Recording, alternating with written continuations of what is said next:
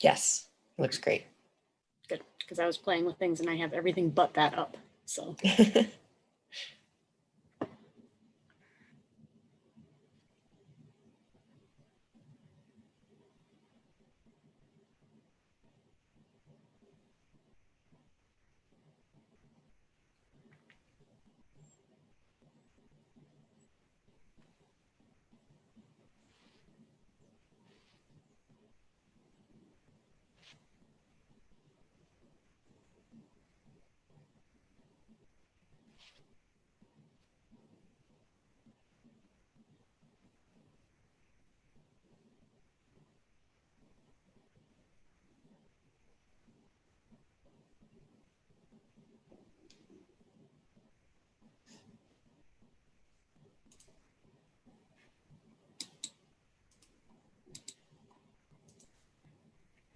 Okay, so I've got the streaming link.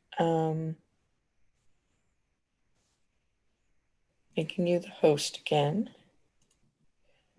I am here today until 11. okay, So if you need anything, just let me know. okay. All right, I'm gonna escape out then. Did you make me the host again? I should have. Did I make it? I think you did because the button's gone. Okay, great. All right, thanks so much.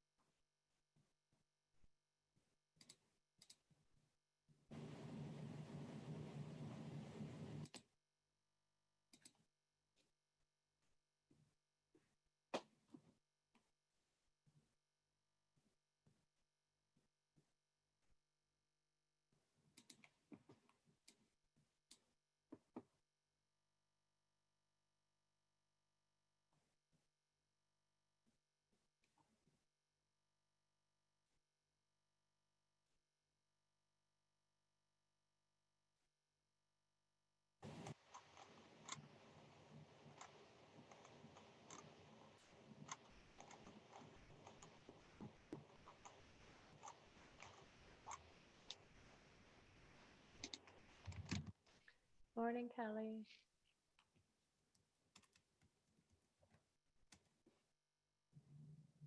Say that again. I said good morning. Good morning. You are really quiet. Am I still? A little bit louder now. Let me see if I can. I thought it help was you with like that. first, and then I realized I could hear Sarah Blacklock fine earlier.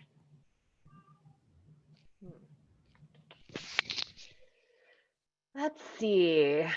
It's better. Was that? I haven't done anything differently. Maybe it just auto adjusted itself. It might have. All right, I'm gonna mute myself and try and get the minutes up and wrangle them. I was worried that file transfers took. I did it and then it took way longer than I thought it should because there's nothing big in it. So I don't know why it took so long. But oh boy.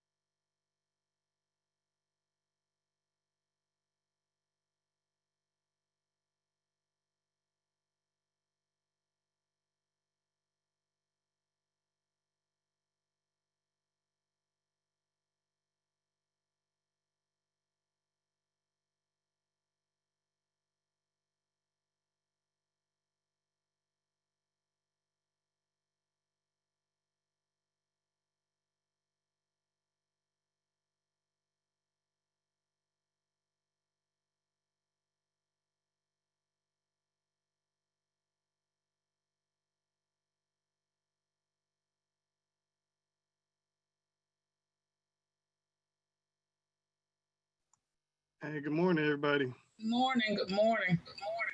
Good morning. Good morning.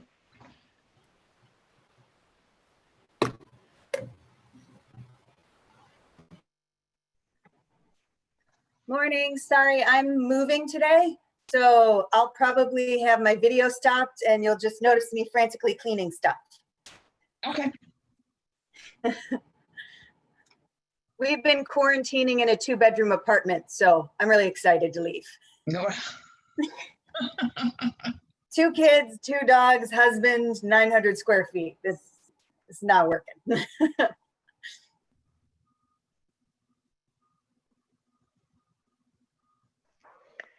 Mandy, I feel you. We did that for 6 months when we sold our first house and moved into our second house, 900 square feet. My daughter, my husband, 65-pound dog, cat, 2 cats at the time, 6 months. Yeah, it's been brutal. And of course, because of COVID, they had to stop construction on the house. So it's just been like chicken and the egg. This thing just, everything affects each other. But hey, I've got boxes everywhere now. It's wonderful. I don't even know. I bet yours wasn't even 900 square feet. It's tiny. When you're trying to cram your household stuff in there, if it was just an apartment's worth of stuff, it'd be one thing. Oh yeah, we have storage everywhere. And then, we're trying to hoard our cleaning supplies and doing bulk food. So there's just plastic shelving everywhere. So don't judge. It looks bad. I know.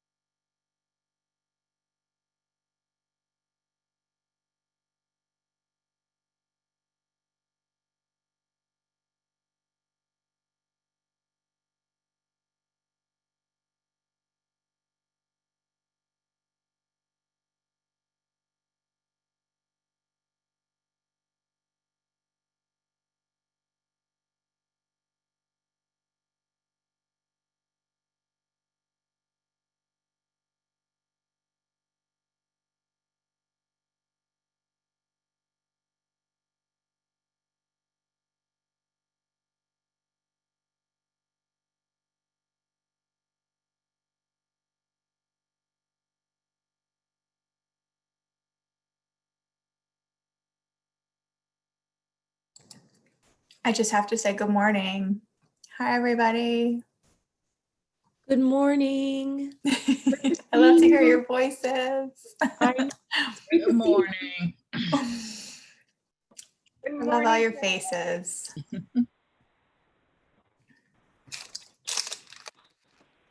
Hi, Ruth.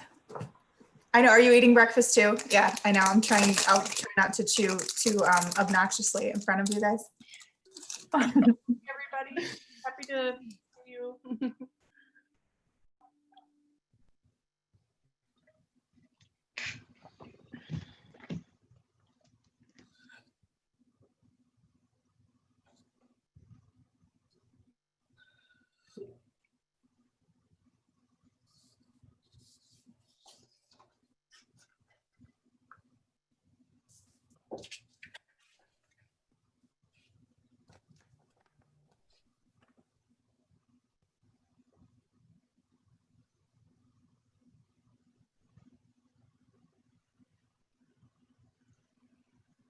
Owen, hi. I didn't know you were going to be here. I'm so glad to see you. Hello. That's Owen, everybody. Surprise. Hi, Owen. Hi, Owen, welcome. Hi, Owen. Welcome. Hello, hello. Hello to all. These are great people. You're going to love these people. They're wonderful. I haven't had a chance to read it yet, but they did an article on the Michigan Teachers of the Year and some programs that they've done. And so it just came out this morning. I haven't had a chance to read it yet. So looking forward to that. Carol, will you let us remain in denial for a few minutes longer?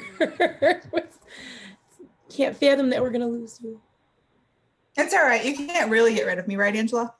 That's what we decided. We can't really get rid of each other. We're stuck with each other now. Each other. Friends forever. And now we made a new friend, and his name is Owen. Yay! Yay, Owen. You guys, I'm going to try really hard to concentrate, but my entire district is finding out their schedules today. School starts September 1st. Yeah. I still don't know what I'm teaching. We start August Oh. 31st and we don't know yet. Does that make you feel Yeah. better? Yeah, thank you. So if I keep looking at my phone, it's because I'm waiting for my schedule. And if you see me go pale, it's because it's not good. We'll see. We start Monday. Oh, Whoa. We start Monday. Hi, oh my everybody. gosh. Hi, Kathy. Hi. Yeah, we start Monday and I have to reconfigure the whole master this weekend. So hundreds of schedule changes and different classes for teachers. Oh my gosh. And we're Oh my doing a gosh. hybrid virtual, you can choose virtual or face-to-face. So, yeah. Yep. Oh, geez. It's a mess. Everything's a mess. Yes, it is. Yeah. That emoji of the little person just going like this, that's my emoji for 2020. Just like, I don't know. Like, that's it. Yeah. There are a couple of Macomb County districts that just changed to virtual yesterday. Yeah. Or the day before, yeah. Yep.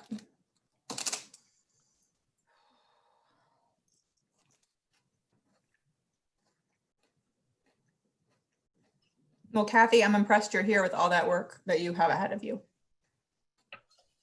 That's a lot. Our counselors, whew, and our assistant principals. Goodness. They're gonna need to sleep for a week. It's looking like we're all here, as far as I can tell. Leah, are you up? Oh, there you are. So are we all here? Even Mandy was able to make it. Tony, I think Tony is not checked in yet, but he's been pretty swamped, I think, lately. So I don't necessarily know that we'd wait for Tony. Looks like to me everybody else is here. Does that seem right? So, well, I guess we'll know when we call roll. All right, so let's, I'll call the meeting to order at, I don't have a clock, 9:01. And so, do we do a roll call attendance? Is that what we do, Leah? Yes, sir. Okay. All right, starting with Zenab. I'm here. Good morning. Good morning. Eva, Here, good morning. Morning, Tony. Tony so far. Gigi. Good morning, here. Morning. Kathy. Good morning, I'm here. Good morning. Kara. I'm here. Good morning. Angela. Good morning. Good morning, Ben. I'm here. Thank you. Good morning, everybody. Good morning, Lisa. Good morning, everyone. I'm here. Vermont. Yep. Good morning, everybody. Good morning. Ruth. I'm here. Good morning. Good morning. Mandy. I'm here. I'll be in and out. Greg. Morning, here. Marcus. Hello, everybody. Morning, Marcus. And Jeff. Morning, everybody. Morning. I just realized that I had forgotten to put myself on every single one of these meetings as a guest. Huh. So I'm not anywhere in any of the minutes, but I will moving forward. And we also have as guests Kelly Cassidy and Owen Bondano. Morning, Owen. Morning, Kelly. Good morning. Owen, am I pronouncing your name right? Is it Bondono or Bondono? Bondano, actually. Bondano. All right, Yep. I gotta write that down. Bondano. Thank you. Oh, okay. Perfect. All right, so turning it back to you, Greg, then for opening notes. Okay, so is there any public comment? I don't No. see. Okay, how would I know if there was public comment?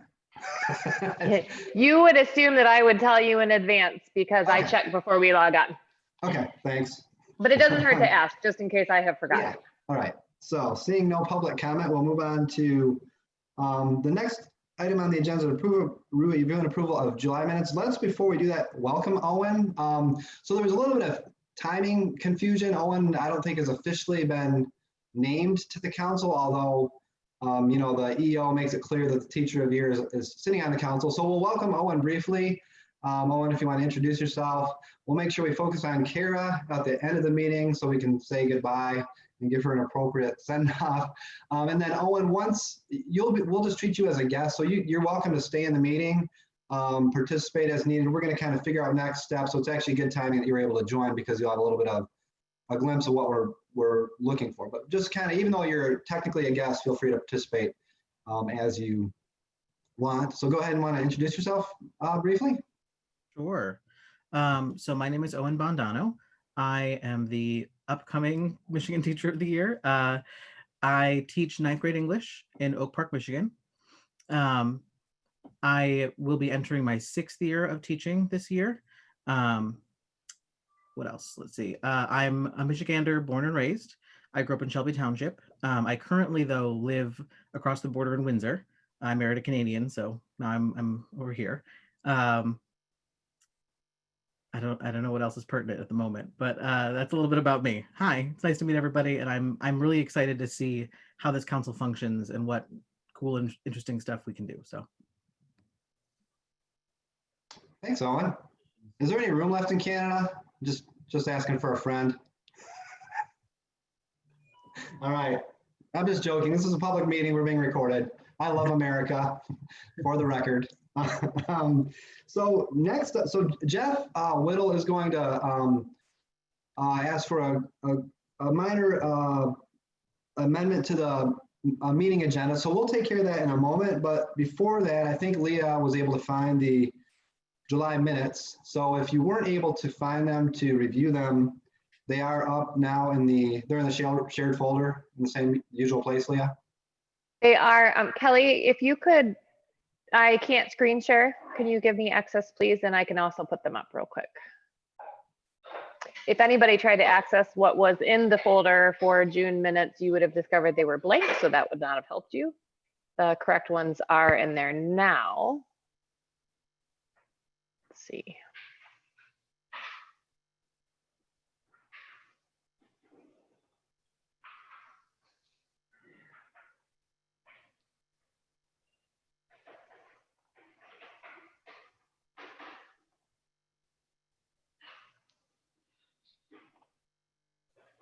Okay, should be able to see the July minutes.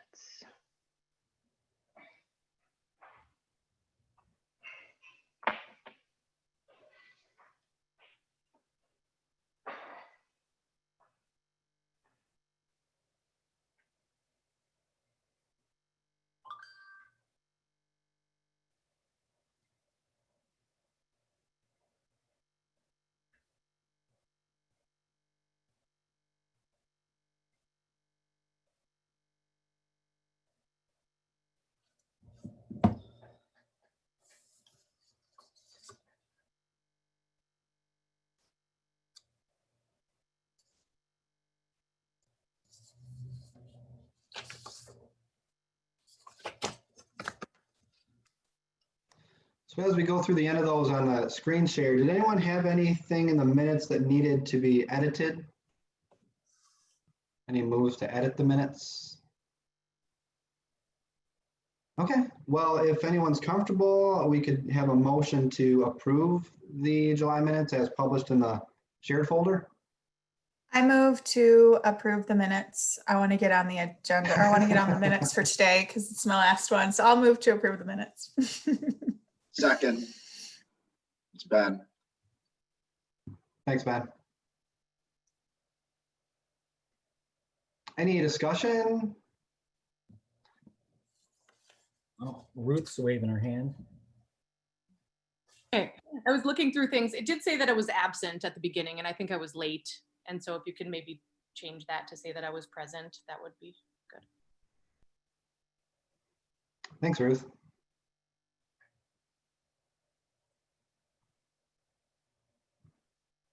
So with the one change to the attendance, we have a move to and second to approve. Discussion, any other discussion?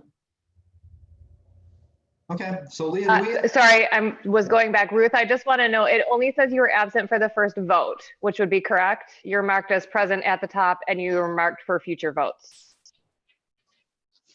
Is that okay? Okay. Then that's totally fine. If I missed the first vote, then I just thought that that was attendance overall. And I was like, well, I was there, but yeah. No, it was just the approval of the June minutes you missed. So. All right. thanks for paying attention. So Leah, do we? One quick question. Would it be possible to put the actual link to the minutes in the chat?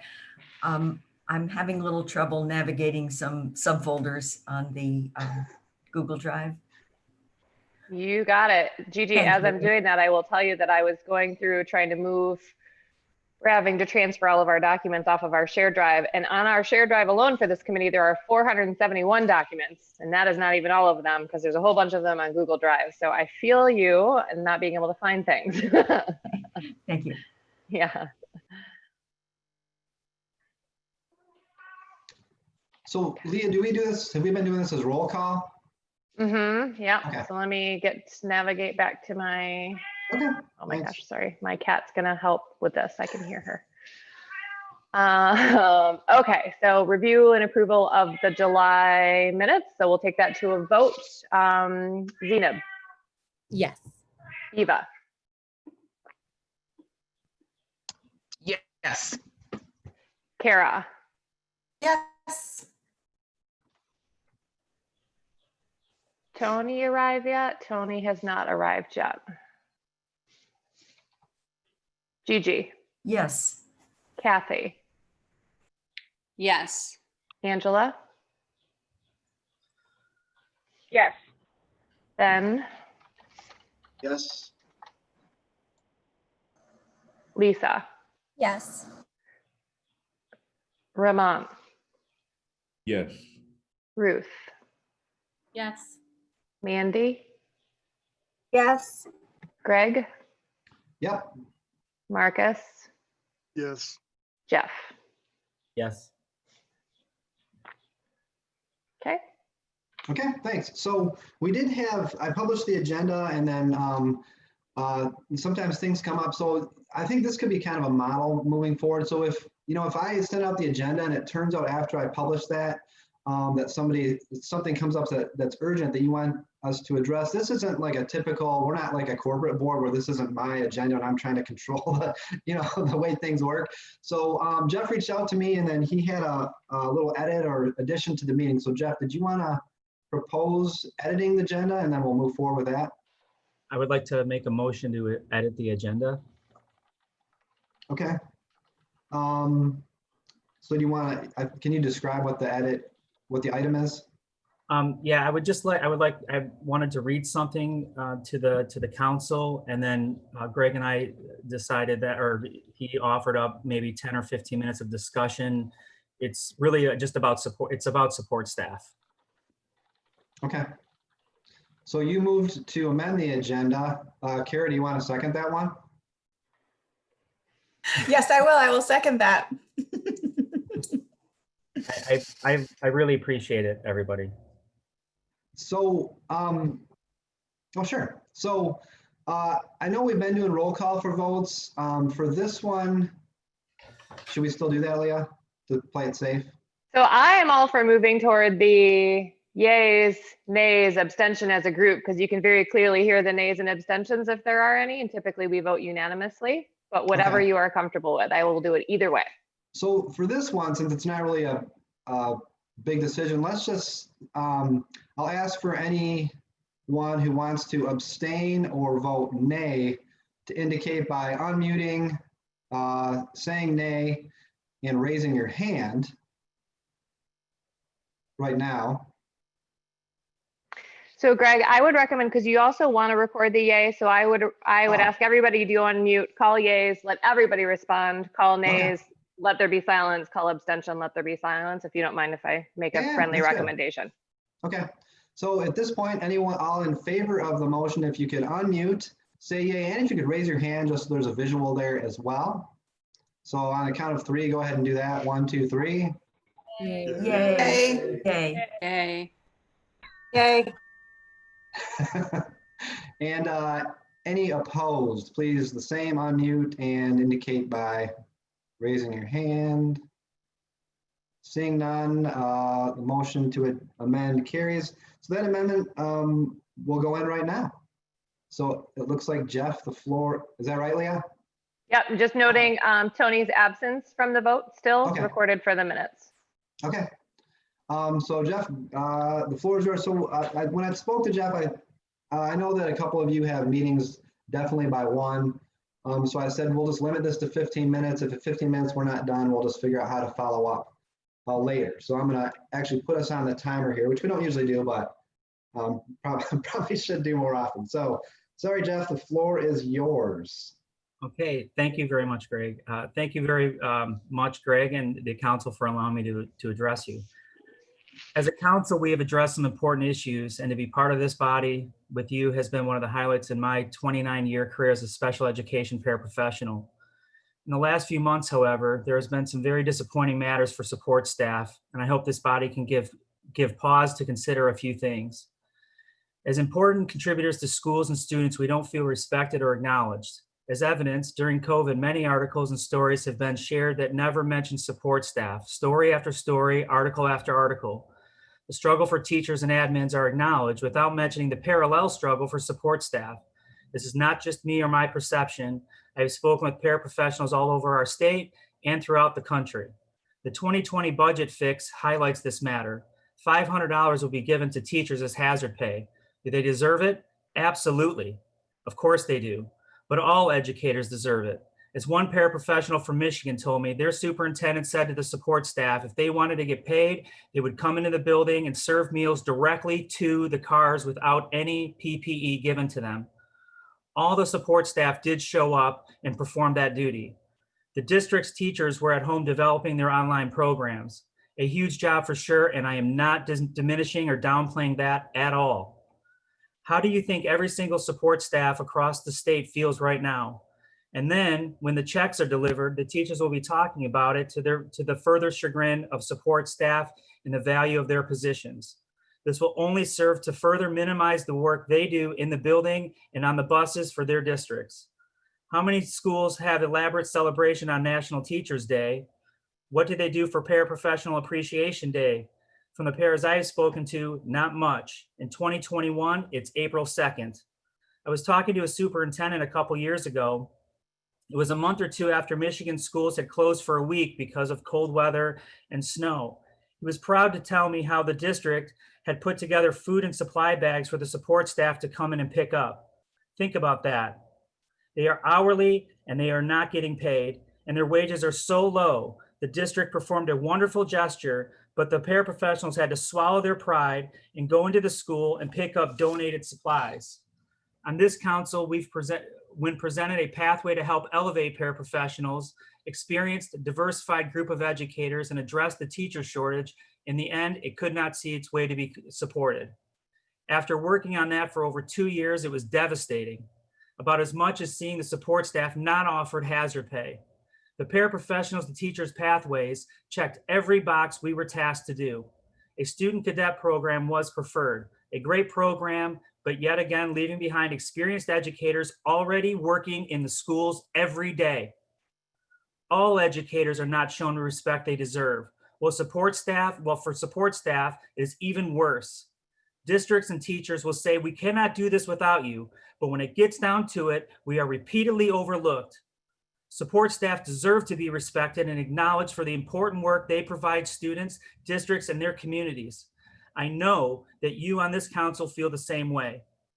What I am asking this body to consider is to allow for a recommendation to stand on its own to be given to Governor Whitmer and her policy directors, simply asking them in supporting and promoting bills 5958 and 5959, the Paraprofessionals to Teachers Pathways Grant Act and the Paraprofessionals to Teachers Pathway Grant Fund Act. The passage of these bills with an appropriate allocation would go a long way in showing some support for the least among us in education. I appreciate each of you for giving me the chance to read this and say this to you.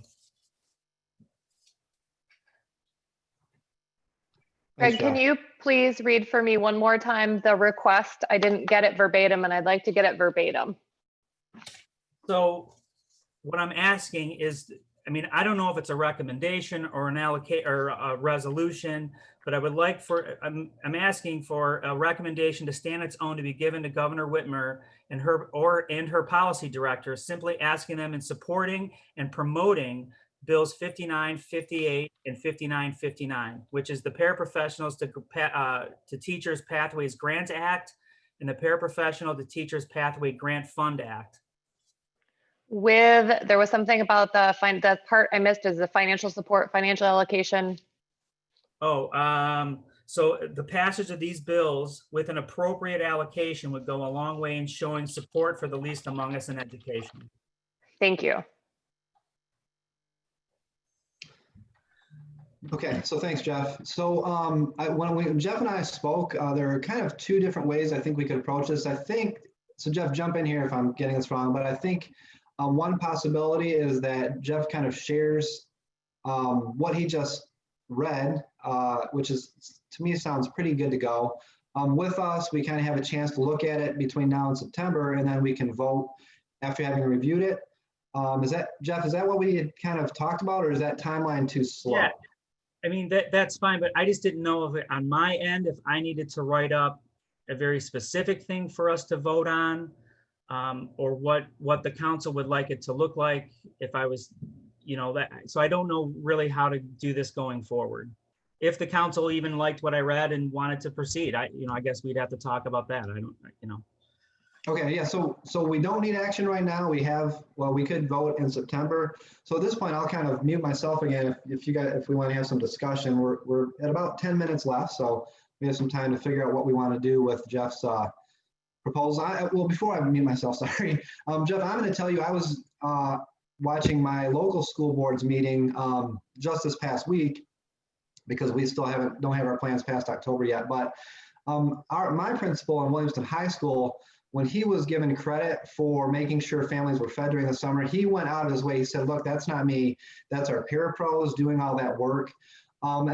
So I think that what you're saying is actually understood by leaders in our schools. And, we have Mandy and Ramont here, who I'm sure can testify to that too. So, I want you to know that I think those of us in the buildings and in leadership roles get it. But what you're saying is that that us getting it isn't good enough, right? You need support and pathways and to be treated equitably. So anyway, I'll mute myself if we want to have that discussion. And Greg, I appreciate that, but I can pull up about 1,000 articles that don't mention support staff one time. So I get what you're saying, but I can tell you that during this time, it has really highlighted the fact that support staff and your building, congratulations. I think that's great. But I'm telling you, from the support staff I've talked to over the state, that would be the minority, not the majority. And again, that's not just my perception. That's from people that I've talked to in councils and in meetings all over the state and all over the country. Right now, parapros, I mean, the anxiety for teachers is immense, and I get that. But right now, support staff have anxieties over keeping their jobs.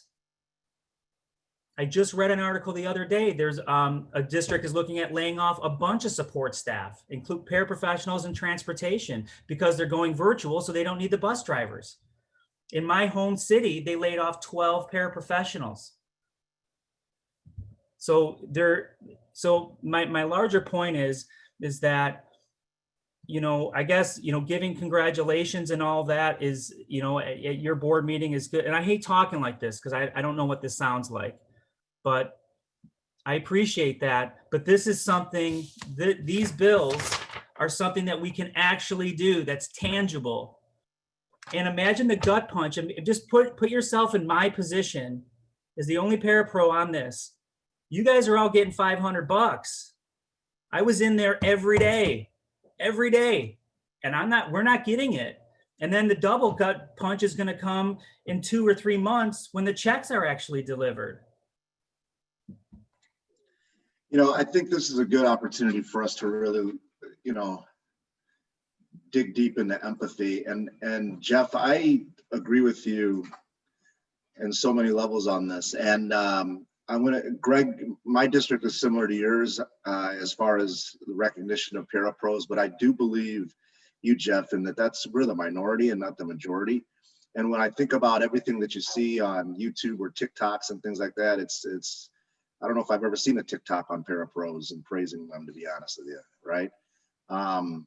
And I think thinking about empathy, if I was a parapro, I guess I would feel a little left out and kind of forgotten or taken for granted, which is maybe the biggest crime of them all. And maybe it's that simple. I also like the idea, Jeff, that this is something that's tangible that we can address. And to be honest with you, it's a really big bark, and it's an important bark to make. And hopefully the bark's loud enough where support from the governor for these 2 bills can move forward. It does level the playing field, and I know the parapros that I work with, they work just as hard, and in many cases don't even ever get a prep because they're moving from one class to another. So, and I think that's, I think that's probably consistent in districts all around the nation. So I do support what you're saying and what you're asking for, Jeff. And I think we're a great body to move this forward. I think that's a great charge for us. Thank you very much. I raised my hand, but I will speak. 100% support for you, Jeff, and for what you are proposing. Down the road, I wonder if there would also be a possibility for support from our body for pending legislation related to mandated filling school library positions. And those 3 bills are 5909, 5910, 5911. Had that legislation been in place, I liken it to a vaccine. My library positions would not be eliminated. Lakeview District would not be, to the best of my knowledge, the only district to completely nix library programs. And I understand very well that MDE cannot advise districts on staffing and so on and so forth. But if the legislation had been in place, I would be a face-to-face / hybrid / high flex or whatever the model to be followed librarian. Thank you, Margaret. So I raised my hand too. I don't know if you all can see it, but I just want to say, Jeff and Gigi now, thank you for kind of consciously expanding our definition of what an educator is. I think we have to be really careful with that language. And Jeff, you're the first one who brought it to my attention when we worked on that first subcommittee initially, and we just changed the name in the first meeting from teacher to educator. So I obviously support the bills that you're, well, I mean, I need to read them, but they sound great. But I do think that this just highlights the need for us to understand that being an educator is a very broad definition, and we need to take that back into our spheres of influence. That's all. Thank you very much, Dina. And so piggybacking off of that, I agree with that entirely. And I need to read them as well, but definitely I know how much of a difference the paraprofessionals make in our school, in our district every single day. You know, there was, you know, a little bit of panic actually from a couple of our special education teachers who said, wait a minute, I can't actually do this without my paraprofessionals. So how are they going to be factoring into what I'm doing with this distance learning and whatnot? So, I mean, they know, we know, I think the legislators need to know and policymakers need to know how important you are to public education. So yes, I'm with you. Thank you very much, Ruth. Ruth, I absolutely agree. And Jeff, I agree. I was a parapro before I was a teacher. I don't know if I've said that to anybody, but I worked for several years as a parapro. But I think one of the really important parts that is that our parapros generally are part of our communities. Our parapros are the ones that are living with our families, especially in a district like mine where we're lower income. I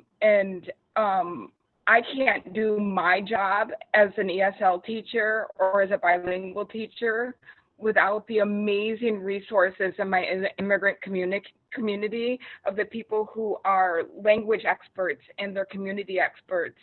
And my parapros are absolutely for what I do. Thank you, Angela. Okay, so one of the challenges of being chair is it's like being named the fun killer or the conversation killer. So I think we do need to stay on track. Again, I know a couple of us have commitments at one. So it sounds like we have clear support, like maybe we even need more work to do. So Jeff, I think what I would recommend is if you could share, could you share the document that you read? Yeah, I can put that in the Google Drive. Is that what you guys would like? Well, however it works for Leah. So if you could share that, which had that very specific request, and are the two bills linked in there? Yeah, I'll put them in there. I name them, but I'll put the links in there. I'll send it to you, Leah, and I'll put the links in the. I've already linked the bills and the minutes from this meeting, and I'll also link the statement. So the easiest way to access them for everybody would just pull open the draft minutes from this meeting. Thank you. And that way they're recorded publicly as well. So. Sorry, my daughter's asked me if she needs some cake that we baked last night. Yes, she can. That's what I said. Get away from me, eat the cake. Even though I've piggybacked on Jeff, would it be appropriate for me to share links to the bills and documents that I mentioned, at least for the record of the minutes? So I'm going to suggest at this point we focus in specifically on the issue of paraprofessionals, and I can put that on the we'll put that on an agenda as an action item. So we'll have a chance to review the bills, review the specific proposal. And so Gigi, if we can have a conversation kind of one-on-one about what timeline you're looking at, and then what specific actions, and then we can put it on, right? Again, this isn't my agenda, but that way we can just kind of keep the focus where it started. So we'll put that. So Jeff, does that work for you if I put it on as an action item for September? Yeah, I just don't know, like, what would you guys want from me for that the September meeting? I mean, with everything linked, I don't know if you got, I mean, I guess, should I be typing up as a very specific action, or is it's pretty much stated in what I read, but I don't. There would need to be a motion. So for instance, it could be a motion to request that Governor Whitmer and her policy advisors support, in the words that you used, and you guys can hammer out the wording that you're comfortable with at the next meeting for everybody to vote on. But it would be helpful if you came with a draft motion, I think, for people to reflect on. And you had really good words in there already with the request, and I can help you if you want, Jeff. Okay, I thank you. I really appreciate that. And I thank this body for giving me the opportunity to speak. Thanks, Jeff. So Gigi, I do have my notes I'll call you soon and we'll talk about what the steps are. Sorry. Okay, so let's move on. The next item on the agenda is student representation at future meetings. Remember, we discussed this briefly last time. It's listed as in-person versus virtual as one of the issues, and then logistics. So anyone want to open up some discussion on this item, especially like ironing out the details? And Leah, this is one where feel free to jump in, because any those details would of course require you to fix any problems we create. So feel free to jump in as needed.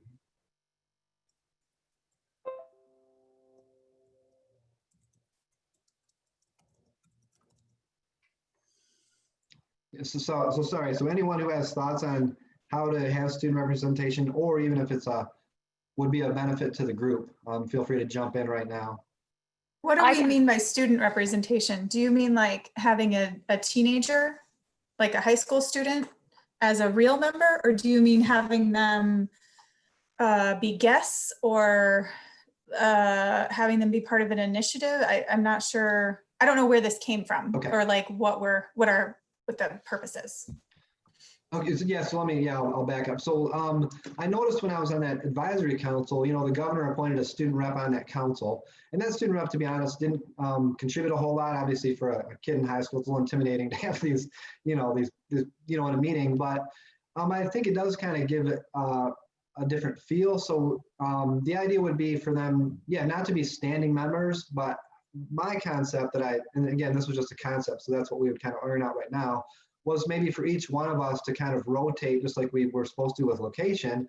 And maybe 1 week, 2 of us have a student from our district join, and then the next month it's 2 different students. Thanks for clarifying, Kira. I didn't go back that far. Yeah, I'm gonna say that I like that idea of bringing a student, because if you already work at a high school and you bring a student that already knows you, they're more likely to participate than the kid who was on the governor's one, because it was a young man, right? If I'm remembering correctly, he didn't know anybody. So like, you put a teenager into that position, unless they're a really certain type of teenager, they may not talk. But if you bring one from your own school, they're going to talk because there's somebody there that they know. Do you know what I mean? And you might want to set an age limit, like what's too young to be a part of this. And then I'm trying to think, there was something else. But yeah, I like that idea of bringing someone that maybe a kid already is familiar with. I think that's a good idea.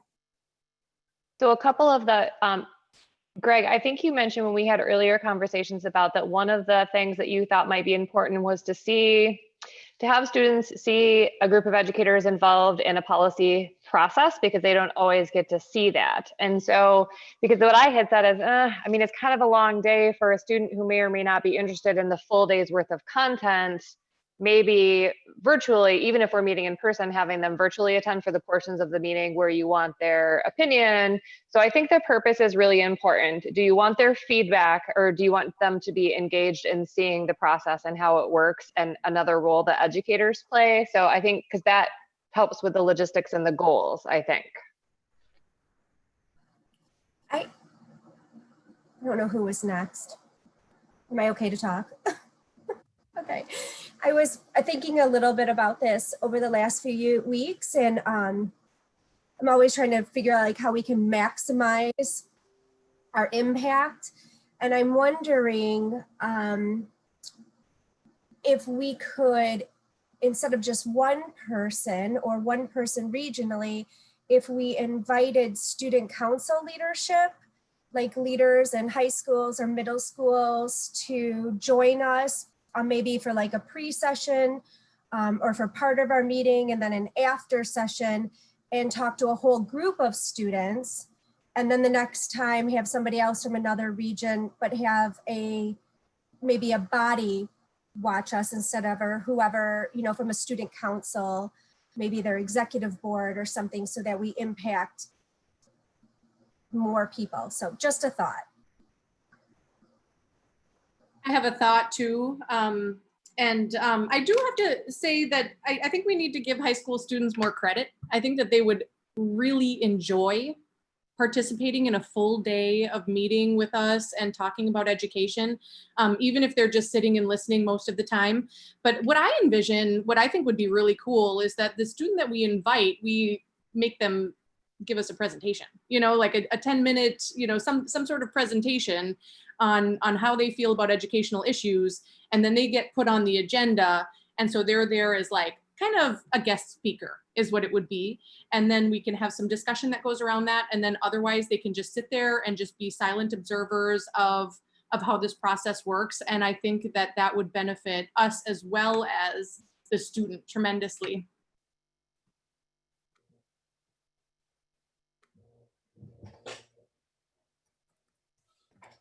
I also think that whatever we engage students in, it needs to be something that they're interested in. So I'm with Ruth, by the way, and like Ruth and Kara on AP, I'm an AP Lang teacher, so I'm all about making them present and engaging them in ways that matter. I think, I mean, I saw on the agenda that we're going to discuss social emotional, like addressing social emotional needs of children, et cetera, et cetera. I think students would have a lot to say about that. The students I know have a lot to say about that. So this is really exciting, I think. So logistically speaking, some things to think about. We wouldn't be able to reimburse students for travel costs or parking costs or anything like that if they came in person. We just don't have the capability to get them funds that way. So in order to support them, we either need to have the district support where they're transporting them by bus probably, or you would need to transport them. And I don't know what your liabilities are in terms of transporting students. So that is something for you to consider. Or we would have to somehow use students that are, you know, close by. We have used students of MDE employees before. That sometimes works. You just don't get a diverse group of students because we don't have a very diverse population at MDE. So that's a challenge, but those are some logistical considerations for getting students to our meetings, especially when they're in other cities. It would just seem to be logical to try this sooner rather than later. And we're guessing that our meetings will be virtual for the next couple of months. And that means no mileage or any other costs to the student participating. We also alternate host cities. So when we're not in Lansing, we can use the more local kids. So.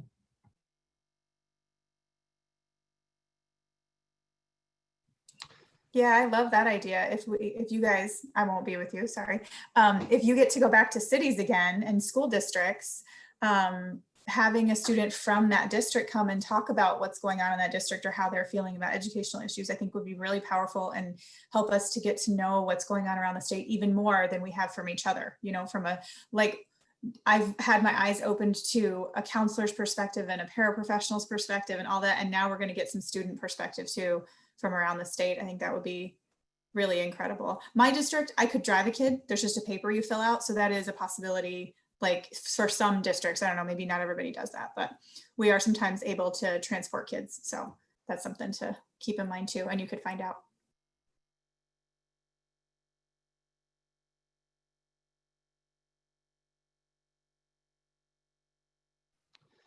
Okay, so I guess I'm trying to just figure out next steps. I agree with Gigi that now is probably the best time to be doing this because we're remote anyway, and it's easier. So does anyone want to kind of draw up a protocol or procedure that we could then consider and vote on in September and have this running by October? Or should one of us try and invite a kid and just do a pilot run in September? We add maybe 15, 20 minutes to the agenda, time for student presentation and discussion. Student determines if they want to stay on the rest of the meeting. Which of those two options sounds? I guess we could do both those things. Any thoughts? I'll volunteer to do this. I think that this would be really cool. And I definitely know some students who would love to do it. And if we can just do it virtually, I mean, we don't have to worry about traveling from the UP, but I definitely have students in mind right now that have a lot to say about educational issues. So I could maybe see, like, kind of set up a lesson plan is what I'm thinking that this will look like for them, that they can have a presentation in order. And then I can bring that lesson plan, I guess, to you guys in September and see if that would work. I'm happy to bring a student in October, if we're calling it now. So, I guess one thing we could do is look at the calendar we already set up based on locations, and whichever locations we're supposed to be for the remainder of the year, we could have those of us on the council be responsible for finding the students that month. And then the Lansing months, we could figure that out. So I think if we just go with, since Ruth jumped in, do like a pilot run in September with a couple kids, see how that goes, maybe have a proposal ready to consider. And then, well, Carrie, you can join us as a guest, you're welcome. So I don't think this is an action item really. It's just something we would be an regular invited guest on the agenda. So does that sound like a rough draft of a plan that we can act on now and then work out the details maybe better in September? Are you thinking about actually having a student or some students come in September already? Are we kind of inviting people already, or that's going to be? No, we're still remote. Okay. So the idea would be you would determine which students, we'd give them the Zoom link. We'd say, all right, we've got 10 to 15 minutes on the agenda. So your students could share with us their, whatever, I guess, their big concerns. What do they want us to work on? What do they want the government? Well, I guess it'd be kind of up to maybe each of us when we invite our kids that month, or if we have a protocol. And then, we could ask them questions, and then I guess they could probably leave, or they could stay in this format. That's easy. So does that work for everyone, or am I missing something? Hey, Greg, I know your daughter's eating cake, but she's a student. Can you just bring her in? We'll just do the trial run now. Well, it'll just make me hungry, so I cake all over her face. I have a teenager upstairs too I can drag down. I'm sure she'd be thrilled. There you go. With your cat. You can bring your cat. Yes. I have our first student right here. We can try it right now. Oh, no, she's crawling away. Sorry. All right, so let's do that as a draft plan. So I'll connect with Ruth and figure out some details. We'll plan on some Upper Peninsula representation to get things started. And then we can work out details between now and then. If someone has a protocol in mind, like I hadn't really thought about age of students because I teach high school, it doesn't always occur to me. So, if there are things like that we really need to pay attention to, we can work out those details, and we can maybe even wait and see how it goes in September. Oops, I guess I didn't mean to. Okay, so I think we're good. Ruth, we'll just touch base and figure out what that looks like. So we're about to hit the meat of our agenda. Do we want to take a 5 to 10 minute recess so anyone can get a snack? I see one head nodding, so I'm gonna ask for a motion to take just 5 minutes for now, or you want to go 10? Whoever makes the motion can determine the length of time. I move that we have a 10-minute recess. And I'm going to just go old school. Anyone opposed to a 10-minute recess? Seeing none, we will be recessed until 9:56. Does that work, Leah? Did you want a second since you made an official motion? Oh yeah, can I get a second? Sorry. Second. Whittle second. Now it works. Thank you. Sorry. You're welcome. No. Thanks everybody in tab.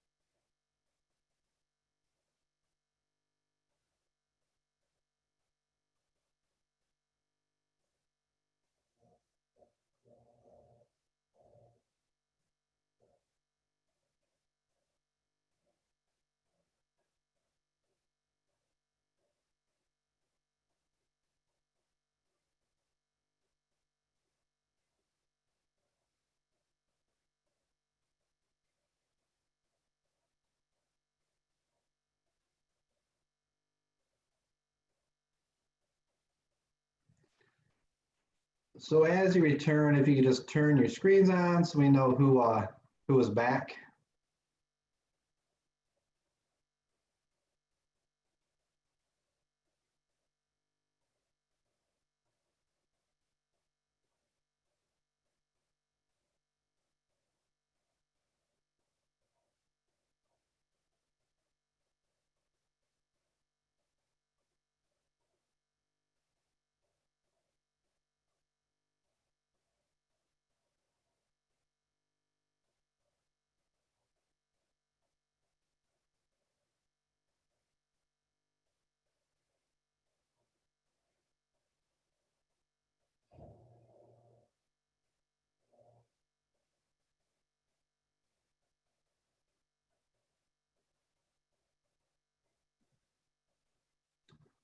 So Ben, Kathy, and Ramont, are you on?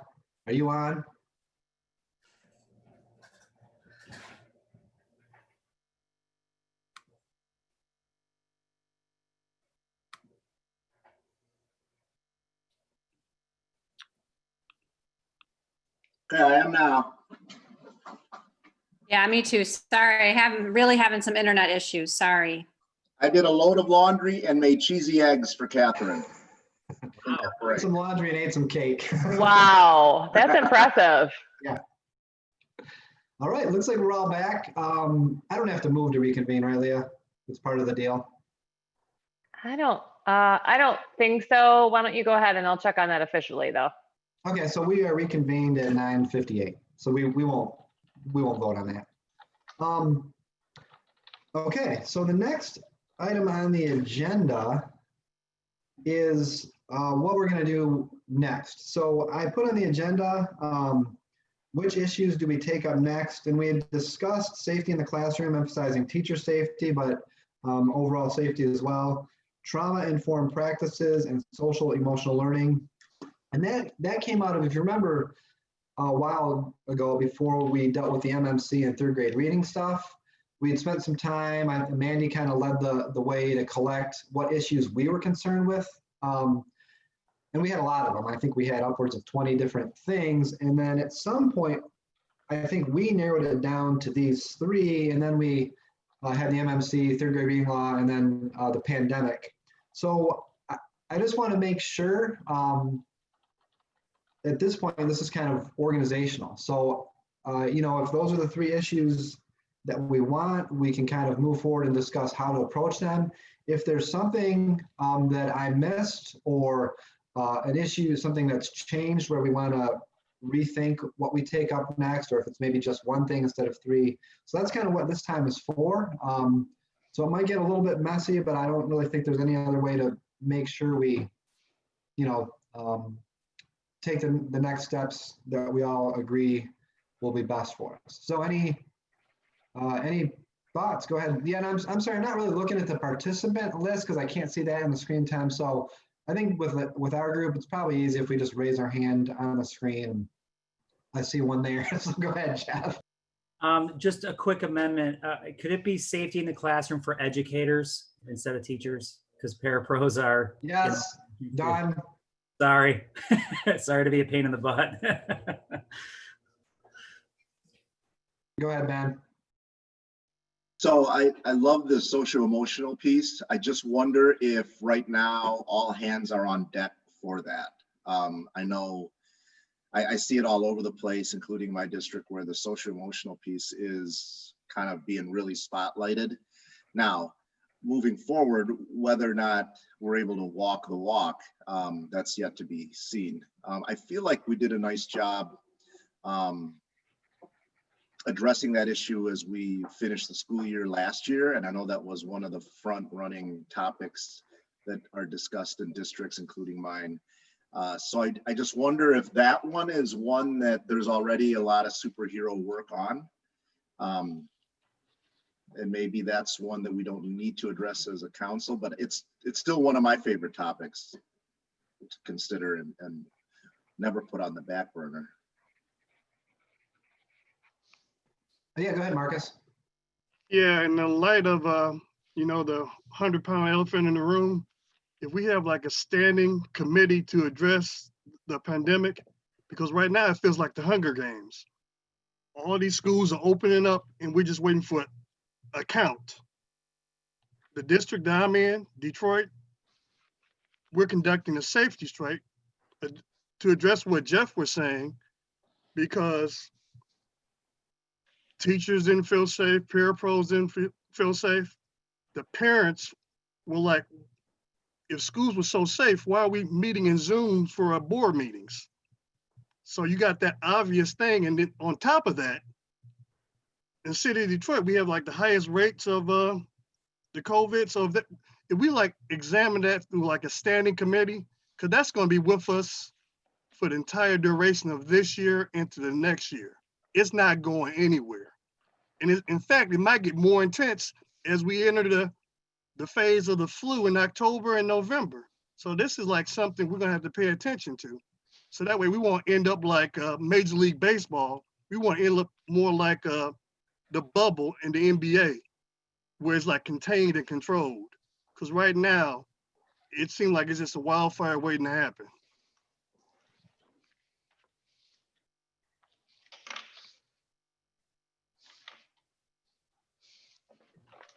I guess I just have a question, and I agree 100% with you, Marcus. Would that step on the toes of the other council, though? Isn't that what they're? Toes is one thing, but when you deal with life and death, it's like, which one's more? I step on my damn toes, and I say, excuse me, but we got to keep this moving. We can't ignore it, because I know if you're sitting in the board meeting in the last couple of weeks, that's like the #1 conversation. That's what parents, teachers, the whole community's concerned about, either wearing a mask or not wearing a mask. How does the roadmap play into that? Because it's a lot of uncertainty about all of this. And we got to address it now or address it later, but we can't act like it doesn't exist. Thanks, Marcus. So Zaino, I see. So Jeff, I can answer that. That doesn't really step on that committee's toes. That committee is really predominantly public health experts. It didn't really, they were trying to guide educators as they made policies. So I guess what I'm hearing Marcus say is we would kind of have the standing pandemic committee that would sort of do ongoing recommendations regarding what schools. I guess I'm a little unclear what that committee would recommend. And I guess I'm a little worried we're too slow moving, but I agree, Marcus, that it'd be, there's no reason to expect that this is going to be done in October, just because most of us will be more fully engaged in learning. So sorry, Zainab, go ahead. No, it's okay. I agree with Marcus as well. I guess my question is, what is it that we can actually, like, what's in our purview? Because this is like politicized by location. I think every one of us can talk about how where our communities and districts stand politically, where the populations tend to lean, and whether or not we're going face to face, largely, though not fully, because Detroit's a notable exception to that, kind of is determined by like the politics of the local community. So I wonder, what would we precisely like have the power to achieve? I mean, I think I know what we would recommend. I just wonder what we would achieve. But I still think we should do this. We just need to clear that, like outline that clearly, I think. I saw Kathy and Eva. So Kathy, and if you two want to go in that order. Okay, so I think there's some crossover with all of this, because I think there's social and emotional needs that are rising and that maybe we don't know how to deal with because they are different, or we're in a different environment.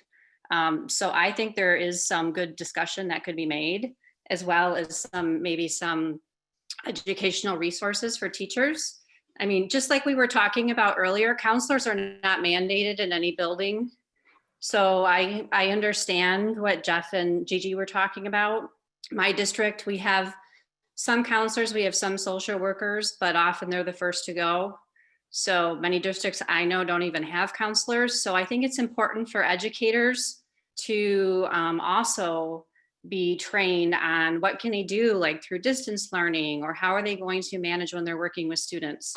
So I think it's still very relevant, going along with what Marcus was saying. I just wanted to comment on that. I agree with Marcus and Jeff and everyone else. I teach at a charter school. However, it is unionized and I am the bargaining chair. So right now we are at the bargaining table and the parapros are left out because they're not part of the union at this point.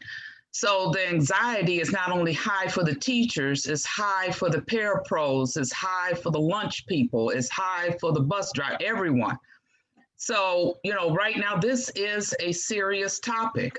We want to start out the school year virtually, but it's a 4-building district.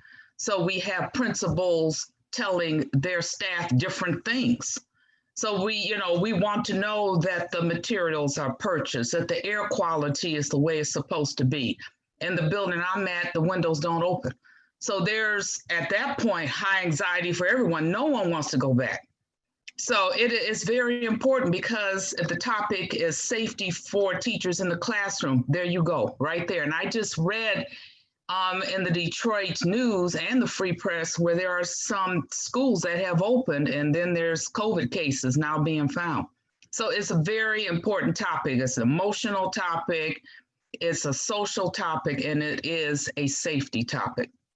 And Eva, just to speak to what you just said, there was just an article published that nationally they're not publicizing or tracking COVID cases in schools, and most states are not. I can send that out to the council if you want, but it was a really big deal that they're really not keeping track of this and publicizing their COVID cases. There are independent groups that are trying to do it amongst themselves, but nationally they're not doing that at all.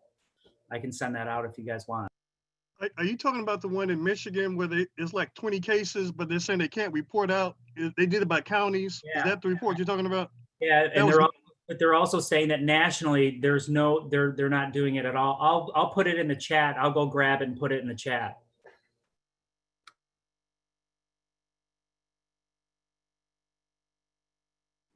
Yeah, and if anyone has thoughts, you don't have to wait for me to jump in. So at this point, again, we're still trying to figure out, well, 2 things. What are the issues we take up? And then once we determine that, how do we organize ourselves? Do we do whole group committee of the whole work for the next year on just maybe 1 or 2 issues? Do we identify 3 or 4 issues, identify our goals for those at our next meeting as a group, and then work in committee? So we just kind of have to, give ourselves some direction so that when we meet in September, we can get right to work. Yeah, sorry, Zainab, go ahead. I just have a question, like a peripheral question. So does the governor, if she wants, I know this has been answered, this was answered months ago, but if there is some priority that she wants us to cover, will they let us know? Because we were really effective when that, I think it was more fast moving when certain agenda items were determined for us, right?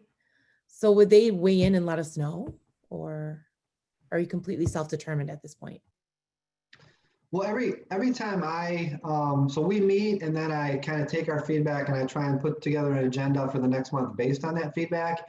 Then I always run that by Brandy. I say, hey, Brandy, here's what we're planning. If there's anything from the governor's office you'd like us to pay attention to, just let me know and I'll bring it by the group. So that's kind of how it's been working. Brandy, she's been pretty busy with the COVID response stuff. So that's, I think, why we have a little bit more latitude right now, because nobody's, they're busy doing other things and there aren't specific things they need us to work on. So it's, it hasn't really changed much, but I always do ask Brandy if there's things that they would like guidance from us on. Is that what you asked? Okay. Well, I have an idea, and I think it would be wonderful if we could start to work on how to make sure that we are preserving public education in the state of Michigan and making sure that there is high quality education available to all students across the state, even during a time of global pandemic. Because the trend that I am seeing, which is actually kind of frightening to me, and I might be, like crossing over the line. I might be, borderline being a little bit paranoid or something like that. But I have seen that Betsy DeVos has wanted to destroy public education in the state of Michigan for the last decade or 15 years. And her being the education secretary, I think that this is something that we actually really do need to pay close attention to, is how much, when we are teaching virtually, how much are we giving our, I guess, expertise or the education of our children over to corporations. I think it is something that there are these corporations who are, not just publishing companies, but online virtual learning academies and things like that, that not only will destroy the brick and mortar aspect of our schools, but also teachers. If really there is this online curriculum that they're saying is just as adequate as being in the classroom, we know that that's not true. And so I think that we as a committee need to try to work in some way, and I'm not quite sure how, but to make sure that that we are passing on the message that educators, all educators, parapros, librarians, teachers, administrators, that these people are fundamental to the education of our children. And I think, I don't know how we can go about that, but that is something that I feel like if we're going to be activists in the roles that we're playing in this committee, I think that would be one that I would really appreciate taking on, because it, to me, is a tiny bit unsettling that teachers are being, educators as a whole, they're not being as appreciated as they could be, and they might be replaced, and that's going to be at the detriment to our society as a whole and our children, of course.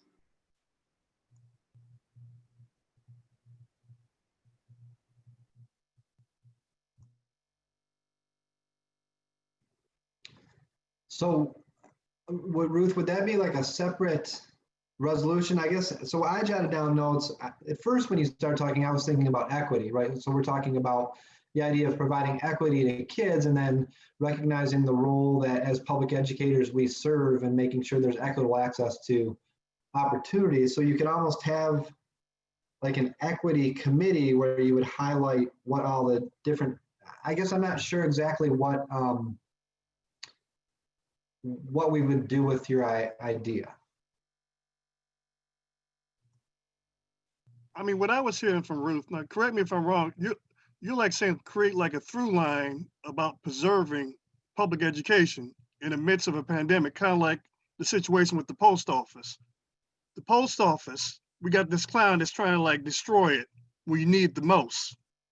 You're saying to prevent that happening with education, maybe we could like create a committee that just looks at all the factors that go into having good, effective public education in the midst of what's going on right now, or is that covering too much? No, I think that's spot on, but it's also, especially making sure that we are valuing that our state is valuing the role that actual educators play in the education of the students, because we can't be replaced with technology.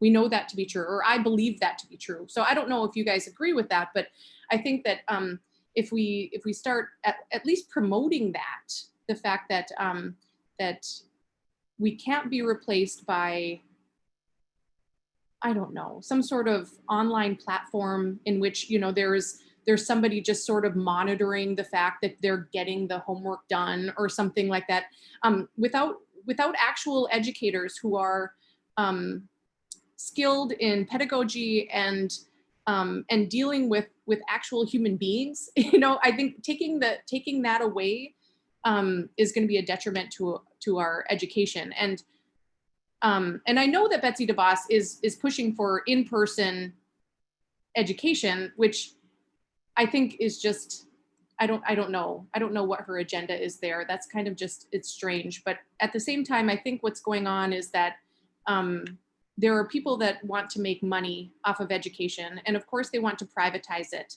And I think when education becomes privatized, or if it becomes privatized, it's not going to be something that's going to be available for every child, you know. It's going to be limited to those people who have the means and the proper location in order to access that education. It's one of my fears. And I know, like I said, I might be just like a little bit over the top here, but. So I see Gigi and Kara, so go ahead.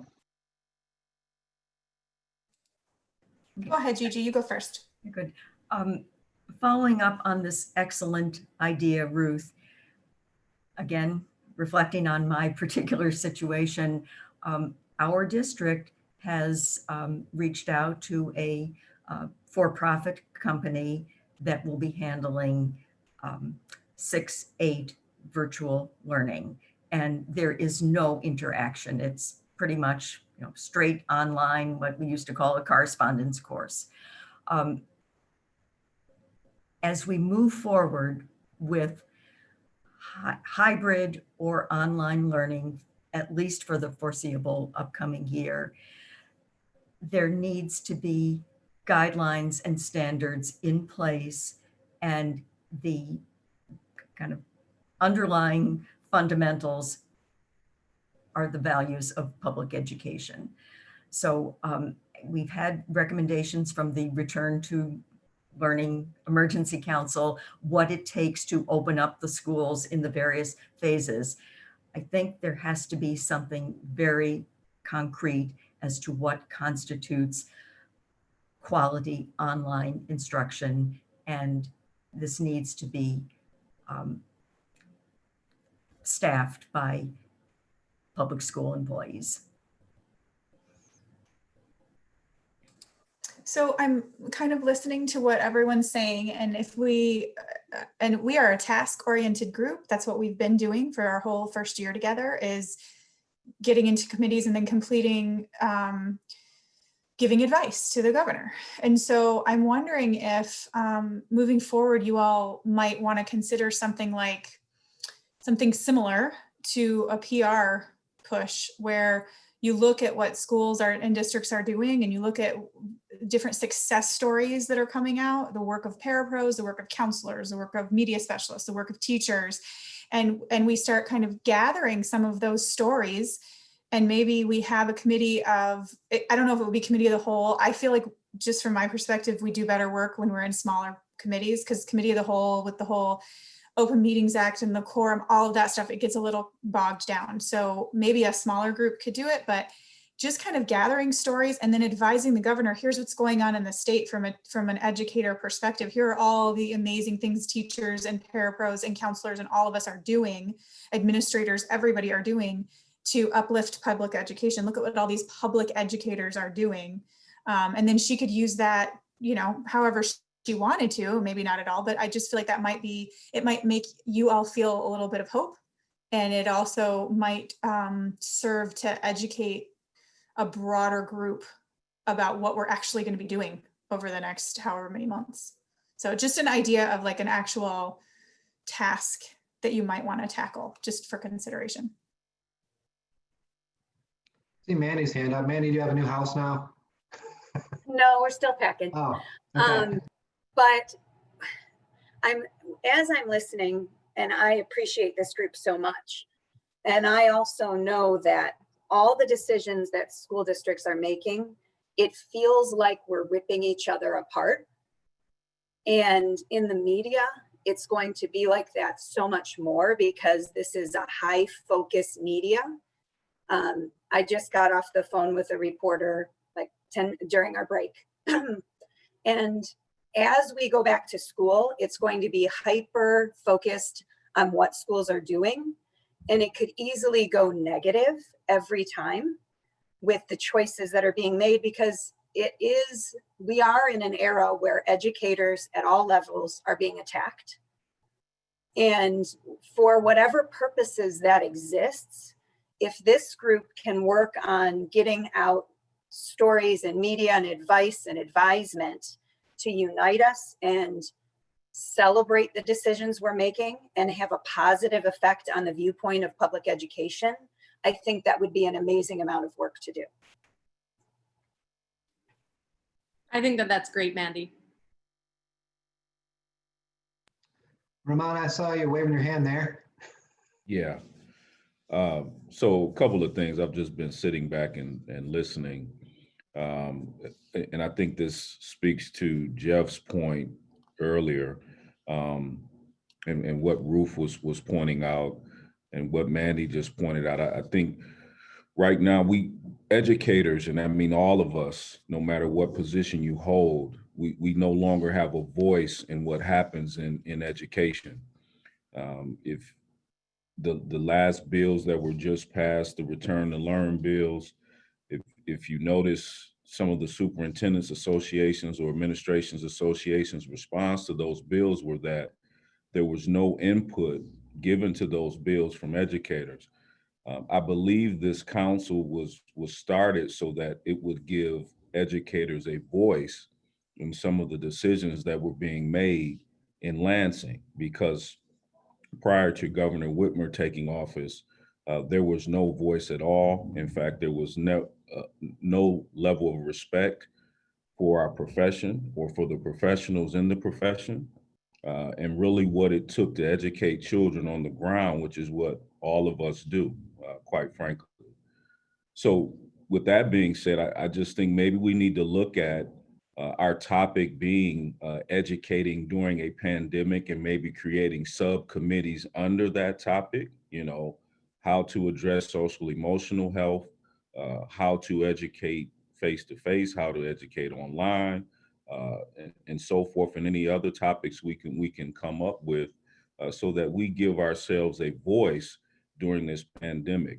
If it doesn't come from this council, I'm not sure where else it's going to come from, because at this point, it seems that our legislators in Lansing are not listening to us again, in terms of what needs to happen in education. I'm sure Governor Whitmer and her team is fighting very hard to give us a voice, but we need to help her with that. This council does. So that would be my recommendation. Yeah, go ahead, Zane. I'm sorry. I really like your idea, Ramon. And so it sounds like perhaps there are 3 focus areas that we are kind of passionate about right now, and that is supporting support staff, kind of like a PR push for education, and then I think social emotional and equity and access could probably be tied to social emotional, just because students whose needs are met holistic, like their needs need to be met holistically, et cetera. So it sounds like we already, like the subcommittees are creating themselves at this point, and our entire kind of purpose right now needs to be responding to the pandemic, like you said, Ramon. I don't know. That's what I would, I guess, put forth. Go ahead, Jeff. I'm really loving this conversation, and I appreciate what everybody has said. Out of the 3 committees that you had mentioned, Greg, they're all so important, and everything that we just discussed is all so important. But the one that I don't want to get lost in the sauce here is safety in the classroom for educators. Eventually, we are going back into the classrooms, and that what we discussed about that topic will still be there. And I don't know how that would fit into what we've just discussed, but I really, really, especially being a special education paraprofessional, working in special education, and the discussions that we've had at previous meetings, that is still going to be a very large issue in the classrooms for all educators. So I just want to bring that. I don't know how it would fit in though. But Jeff, when you say safety, you're talking about violence in the classroom, right? We're not talking about pandemics. Okay, that's my question. I really hesitate to say that because that word violence, I mean, it is, I've shared with you guys my story. You can look it up. I wrote about it in the Macomb Daily and what happened to me. And that was just one out of 1,000 stories that I could tell. Yeah, I get a little timid to use that word because I don't know how it's going to be perceived. You know, with us, we get it, but the outside, I don't know how that's going to be perceived. But yes, it's violence, and violence in the classroom is exactly it. And it should be said too, it's not just physical, but it's also verbal. How many educators are spoken to in a very, very negative way in front of their whole classrooms repeatedly over and over again? And what I usually try to say is that how many educators have left the profession because of that, whether it's physical or verbal, repeated verbal assaults in the classroom. And it's a big, big issue. Before the pandemic, in many of the chat rooms that I'm in with educators, that before the pandemic, that's what was repeated over and over and over and over again, their frustration and why they were even considering leaving or leaving the profession because of that. So, yeah.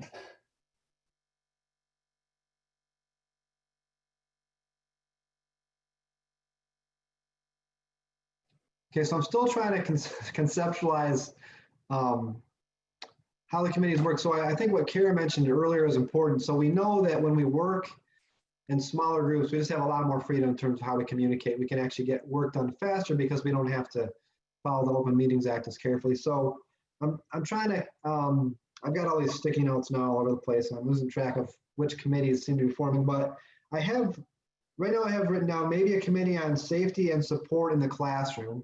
That could be tied both to during the pandemic and longer term, right? Because we've got kind of two things going at the same time. Maybe a preservation of public education committee, which would take up some of those policy things that I think Ramont and Ruth were highlighting. And then maybe one, I think that idea of promoting public education, maybe a committee just focused on that. And I think that's important. You know, the governor's office tries to support us, but they don't have access to the stories that we all have directly. We can easily say, hey, this teacher did that, or this happened online. So I'm just trying to figure out a way to organize us so that we can move forward. Now, did what I just outlined, Ramont and Zainab especially, did I include what your concerns were, or am I missing a big part of the concerns you think that we should be addressing? No, I think you got mine, Greg. You captured mine. Okay. There was the concern about social emotional, and that was before, though. That was pre this idea. But I mean, those sound great to me, Greg. Well, so I made a broad, I called it safety and support in the classroom, where we could focus both on teacher safety, which sounds better than student violence, right? It's the same thing, but it just, comes across better. It also includes things like, emotional support, but also it could involve, I mean, that committee could break into subcommittees, right? One focused on students, one focused on staff. Greg, so what was the second one that you listed? Preservation of public education. Thank you. Does that sound right, Ruth? Yeah, and I think that could be tied in with promotion, though. I think that one committee could be working on policy and public education, but also promoting public education. I feel like they go hand in hand, is my opinion. Yeah, the problem I was having, it all goes hand in hand. And so I just thought the one would be focused more on policy, the other more focused on, all right, this kid did this great thing, or this teacher did this great thing. I agree that it's all, sorry, I'll shut up and get Ben and then Gigi. So a big umbrella, Ruth, you put in the chat a couple of minutes ago that, this is something moving forward in what we've learned from the pandemic and how we can make education better because of some of the things that are being uncovered during this pandemic about education. And that's a really large umbrella. And Greg, the way you have pieced it together with these specifics and things like that, I think is a good way to start, because we have to be fairly surgical when we go after things. But I think we're in an amazing opportunity of potential reform in education. I think this pandemic has uncovered lots of things in terms of what really is important in learning, what really is important as far as nurturing your community. And so I like, Ruth, your comment in the chat that we have an opportunity here as a group to keep our finger on the pulse and monitor what's going on. And as things start to rise to the surface, a good example, I think, is teacher evaluation and testing. There's a lot of, and I'm smiling ear to ear when I hear this most of the time, because a lot of it is we're realizing that, hey, you know what?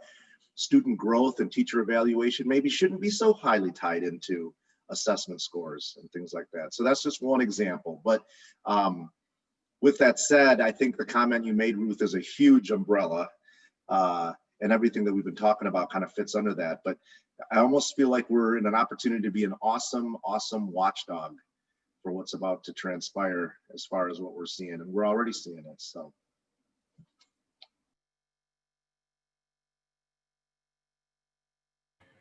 And my quick comment was on the safety in the classroom.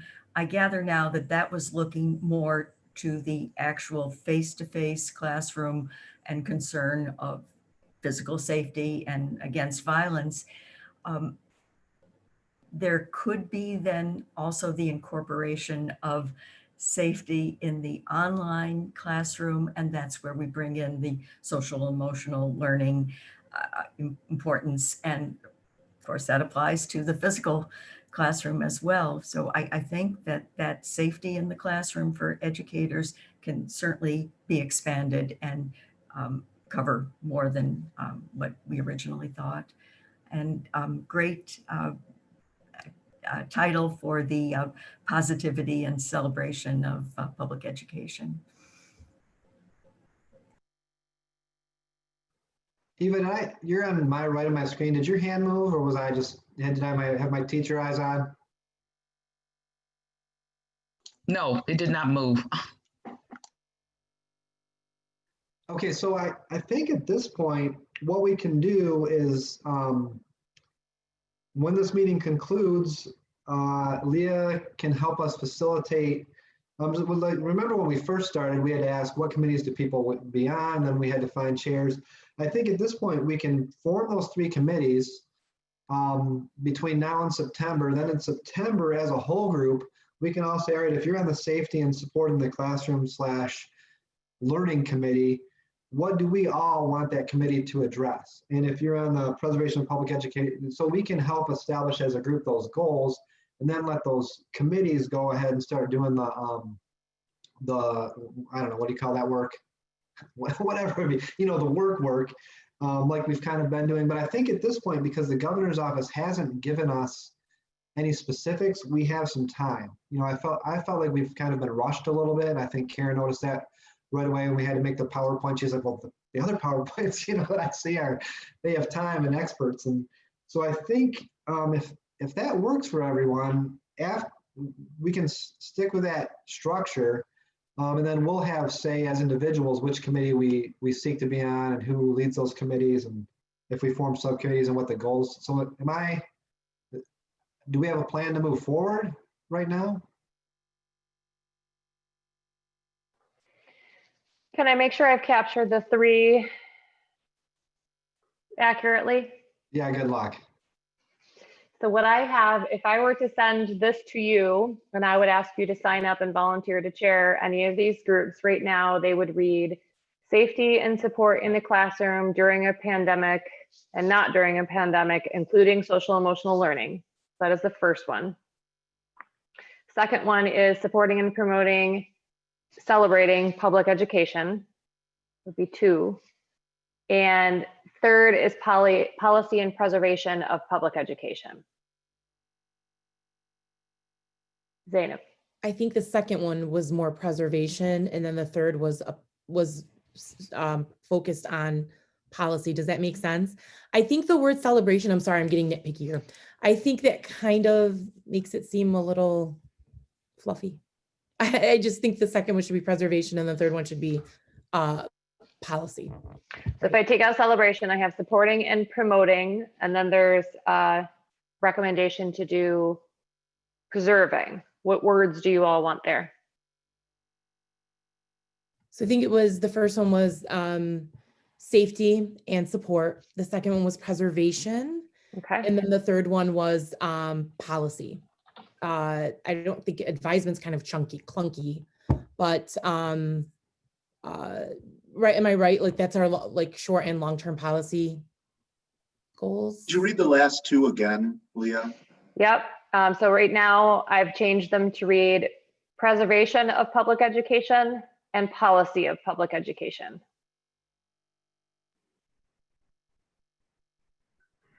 And I am a little unclear about whether or not you all are intended to support just public education or whether your private education peers are also supposed to be supported by this council. No, I disagree with that. I mean, I feel I'm not against private education at all, but I mean, we are here working for the governor, who is someone who is supposed to be, you know, our leader in public education in the state of Michigan. And so therefore, I think that preserving high quality public education for everybody in the state of Michigan is one of my hugest goals in life. I mean, and on this council. And so I wouldn't be against saying like, I mean, I'm not bashing private schools, but no, I think that the more and more that schools become privatized, the less and less that there will be equity for all students as far as education is concerned. And I think the safety and support in the classroom would apply to any school anywhere. So it's not like we're ignoring the fact that kids are getting educated in all kinds of settings. But I think the point is that we want to make sure that's public education available to people in the future so that all kids have equitable access and that it doesn't become privatized. And so I would kind of second Ruth's sentiment there. So and I think the other thing is right now, we can work on the wording, but once we get in our committees, there's no reason we can't say, well, based on the goals and stuff we discussed as a group, we can edit those names. The key will be that when you get the Google form or survey, that you kind of understand what you're signing up for. So as long as the titles let us know kind of what we're signing to work on, I think that the details we can always work out once we're in committee. Yeah, Zainab, sorry, go ahead. I'm sorry I'm talking so much. There's a lot to say today. But I think one of the contentious issues, particularly for the third subcommittee, some kind of long-term policy goal, is the funding of schools that are not public with public money. So we want to be clear that we are a body that supports public education, right? So I just want to kind of make a note of that because this goes back to Governor Engler. And this goes back to one particular day. I'm trying to find the article about that, by the way, how it was a Michigan radio article about Governor Engler and how these sweeping changes happened that affected public education and school funding one day in the mid-90s. And I think it's important that we keep our eyes on the prize, particularly with that third subcommittee. These are like huge committees. Maybe we need to think about expanding our council to 16 and having Kara stay on. You stop that. You keep trying that. No, you guys are going to be just fine. You're going to be able to handle it. But you can email me, text me. Well, it's just that way it would be even numbers on each of the committees. Right.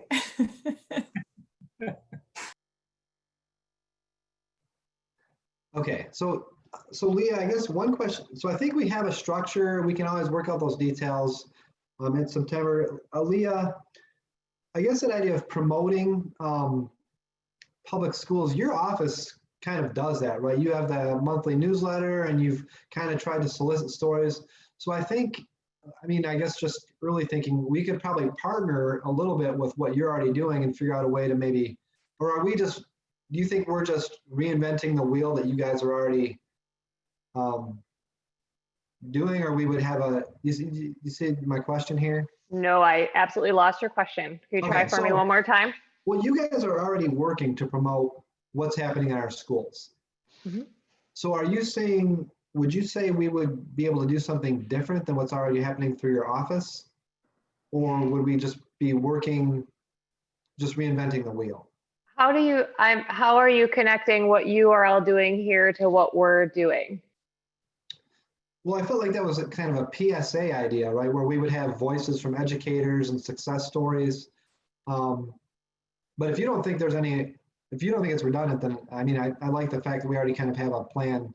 Instead of, I just wanted to make sure we weren't stepping on any toes in your office. No, I think we'd be happy to share more PSAs and testimonials and everything from educators. So we could help be the conduit for that. I don't think you're absolutely not stepping on our toes. That's what I was thinking. I mean, if we work collaboratively, which we are, you know, Mhm. that we can, you know, if this committee can bring more to the MD Mhm. and there Yeah. will be, and it will just be like better. And in the past, Leah, we have really relied on all the front loading of information that you've given to us, and that has allowed us to move forward with the proposals. So we certainly can't do it without you.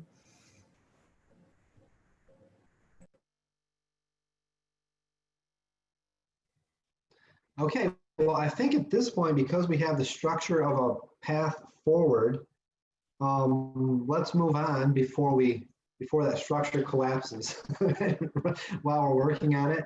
Leah, are we missing anything right now, or do you feel like we have a path moving forward so we can form committees and then establish goals next meeting? I think we have a path moving forward. So what you should expect to see from me is a data collection tool, maybe a Survey Monkey or something like that, that will have you identify your first, second, and third committee choices like we have done before. For some of you, you haven't done this before, but so first, second, and third committee choices and your desire to be chair of any of these committees. And then typically how that works for new guests is that, or new members, not guests, is that if you are chair, your roles and responsibilities, I think, have been defined in the bylaws. We did that, if I remember correctly, and it's essentially to convene your team members to develop goals for your committee, share them with the group and make sure everybody's on board with the committee goals, and then develop work products and recommendations out of those committees. So just to give you some idea of what you're signing up for when you do that.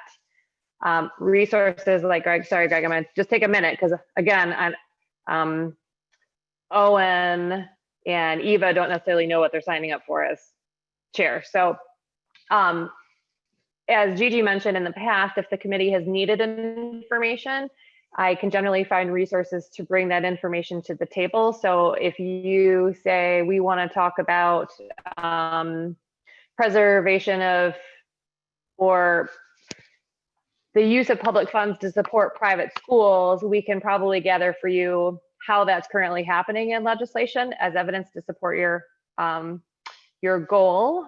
So things like that. So we can do some research for you. We can bring some speakers for you. It takes a little time though, so we can't do it at the drop of the hat. And that can be part of what you share with the whole group as part of your proposal, or what you share as your report out, or just to inform your committee work.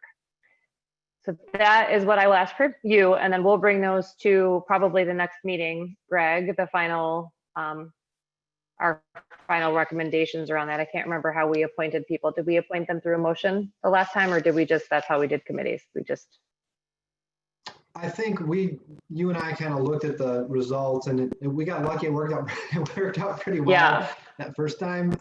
So, you know, I'll just make some individual phone calls and ask if people don't mind shifting. I think on the last one, Lisa actually had to shift. She shifted from one committee to the next and ended up chairing. So we did some shifting based on that. But so that's right. So yeah, Greg will reach out with you, and then what will happen in September, it sounds like, is we'll be prepared to have breakout time by committee so that you will have time during that scheduled time to work with your committee initially. So if you are a chair, you would want to be thinking about the structure of that.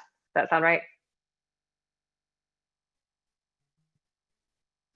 Okay. Yep, and then just so to I be think clear, that we is, will, I think, if last time we formed, Yeah, so last time we formed committees, there was kind of the debate, do we establish our goals first and then the committees get to work, or the committees get to work? And so what we'll do is spend some time so that we'll all have a chance to tell the, I can't remember the names, the safety and support committee, we'll all have a chance to say, here's what we're hoping you guys work on, and then they'll do the work. So as a whole group, we'll start establishing that goals and vision, and then the committees will do that work. So don't worry if you're not on a committee that maybe, because I think all of us probably want to be on all three committees. We'll have some input at the start on what the goals and vision of those committees are.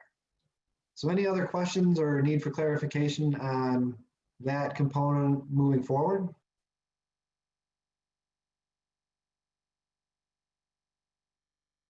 All right, great. Well, next on the agenda is future meeting planning. So I think, Leah, this is probably you, right? Yeah, a couple of things. We need to decide about virtual and in person. I think we're scheduled virtually in October, or in person in October. So we should probably start talking about that. I would like a moment of feedback from Kara. As Michigan Teacher of the Year, you have a number of responsibilities outside of this committee of other groups that you meet on regularly. You're a member of the State Board of Education, you're a member of the Michigan Teacher Leader Advisory Council. I have no idea what else you're a member of, but I'm sure that is not an exhaustive list. So for this group, do you have a recommendation about the MTOY participation in the council? Is it something that you would recommend still continue monthly, or something you would recommend might be every other month or in a different manner, noting your other responsibilities in this role? And I'm totally putting you on the spot because we have not discussed No, it's this. okay. No, that's totally fine. I think it's really important for the Teacher of the Year to be here every month if their district allows for that. I don't know if Owen has had a chance to figure out the plan with Oak Park yet. Rochester was really generous with me, and so I was able to make my own schedule pretty much. And so it worked really well, and I looked forward to these meetings, and I have told Owen about all of you how much I love it. So I do think it's important, but I do think a little bit of just understanding with school districts, especially this year, and that'll be true for all of you, not just for Owen. If these meetings are on school days and there are not going to be subs for virtual classes, I think you all might want to talk about what that looks like for you, and if that means shorter meetings, if that means afternoon meetings, I don't know, but yeah, just to kind of keep that in mind. But in the second whole, topic. Mm-hmm. Yes. Okay, good. In the whole, yes, I think being here and being part of this is super important. And I told Owen a little bit about this, and but it's also in that giant document that I sent you, is that one of the things is that because you're on so many different committees, this committee doesn't know things that you will know because you'll be talking to different, and then so you bring that perspective in. And I think it's been helpful. I'm also on the Special Education Advisory Council. You go to those. And then there's different committee work that I did with MDE that weren't like, they're not like official councils, but different things. So you kind of become like a conduit of information, like you can tell people different things in different committees. So yeah, I do strongly recommend that the MTOY come as often as possible and continue that those connections. Thank you. All right, so the second point of conversation is exactly what Kara raised. Your work situations have changed. I need to hear from you in thinking about next year's calendar, which I'm going to have to bring forward to you as a proposal pretty soon, how we think we might want to adjust these meetings. I was also worried that people may not have the same kind of release time as they have had in the past because of new structures. So thoughts on that?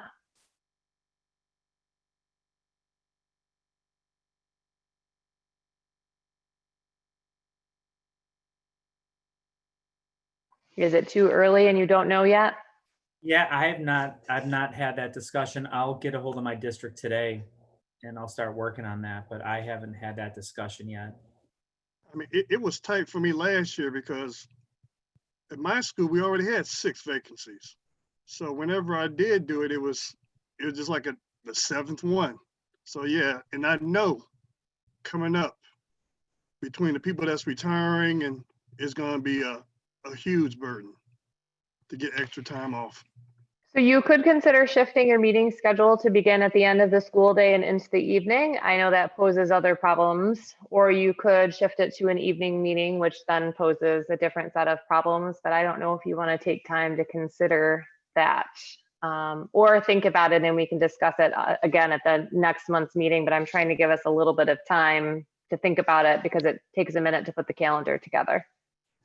You might also want to look at option of- everybody's schedules. Like every district is going to have a schedule if they're not in person. There might be a hybrid, there might be a remote where like somebody isn't actively teaching on a day, or there might be, so you might want to consider getting every district's plan or having you guys tell her, and then maybe there's some times that people could meet.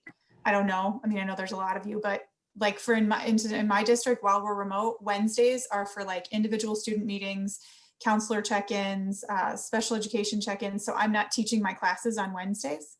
So that would open up a little bit of time. So I don't know if that's true for other people, but you might want to take a look at that. That's a really good point. Who here has Wednesdays as a more flex time? I know I do, kind of like what. Zainab, So that isn't was the funny. majority. Okay. I don't know what my schedule, I have no idea what's happening. So sorry, I'll let you know soon. I am the same as I don't know either.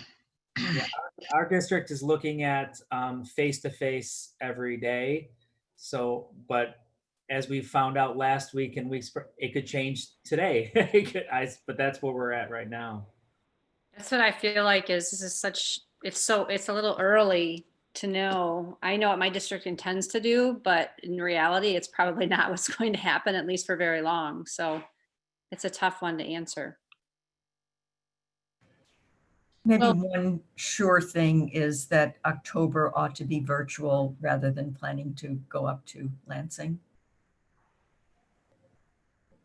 So I think, Greg, if you want to change the location of the meeting, that is probably a motion.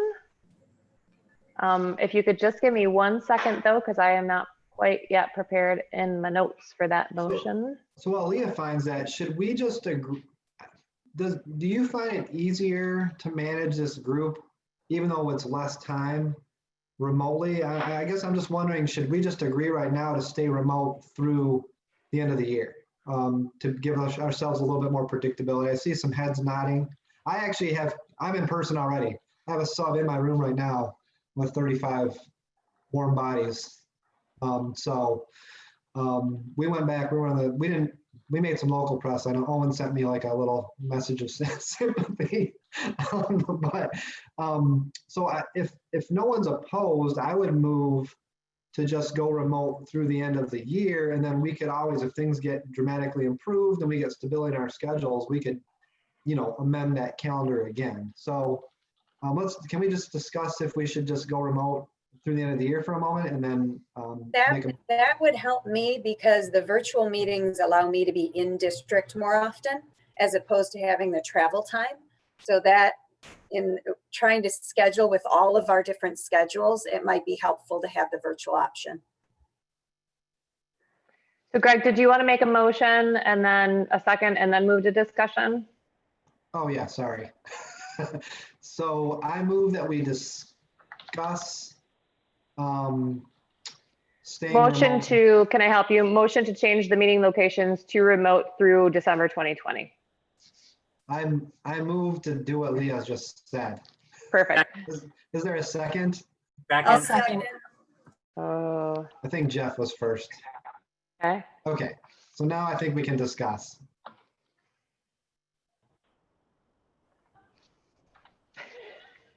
Well, I'm absolutely okay with that. I think that that'll be very good for me. It's a lot more convenient and safer, I think, for everybody. And yeah, I mean, if things open up, but I mean, I kind of think that things are going to get worse before they get better. So I, and this seems to work. I mean, we're kind of a large group, but we seem to be able to communicate quite well via Zoom. So. Yeah, this is a good second place. I'm still longing for the fajita lunch that GGU served us in Battle Creek, and that's haunting me at every meeting. But And the cereal bars. yeah, Well, you're right, Ruth. This works. I mean, and especially for, someone in the UP, your convenience is there. Yeah, I don't have to drive like 10 hours each way every time. So actually, Also, in light of the precarious sub situation for those who are face to face, this makes a lot more sense. And if we have to do a part of a school day for those of us who are remote, this will cut commute time. So makes a lot of sense. I was just, and Owen, how do you get across the bridge? Is the bridge closed now, the tunnel? I was just curious.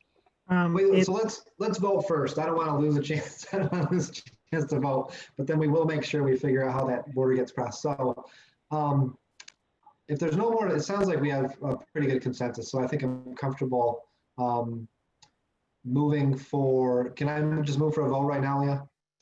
Mm-hmm. Okay, so do we do this roll call? Or I think it's, go ahead.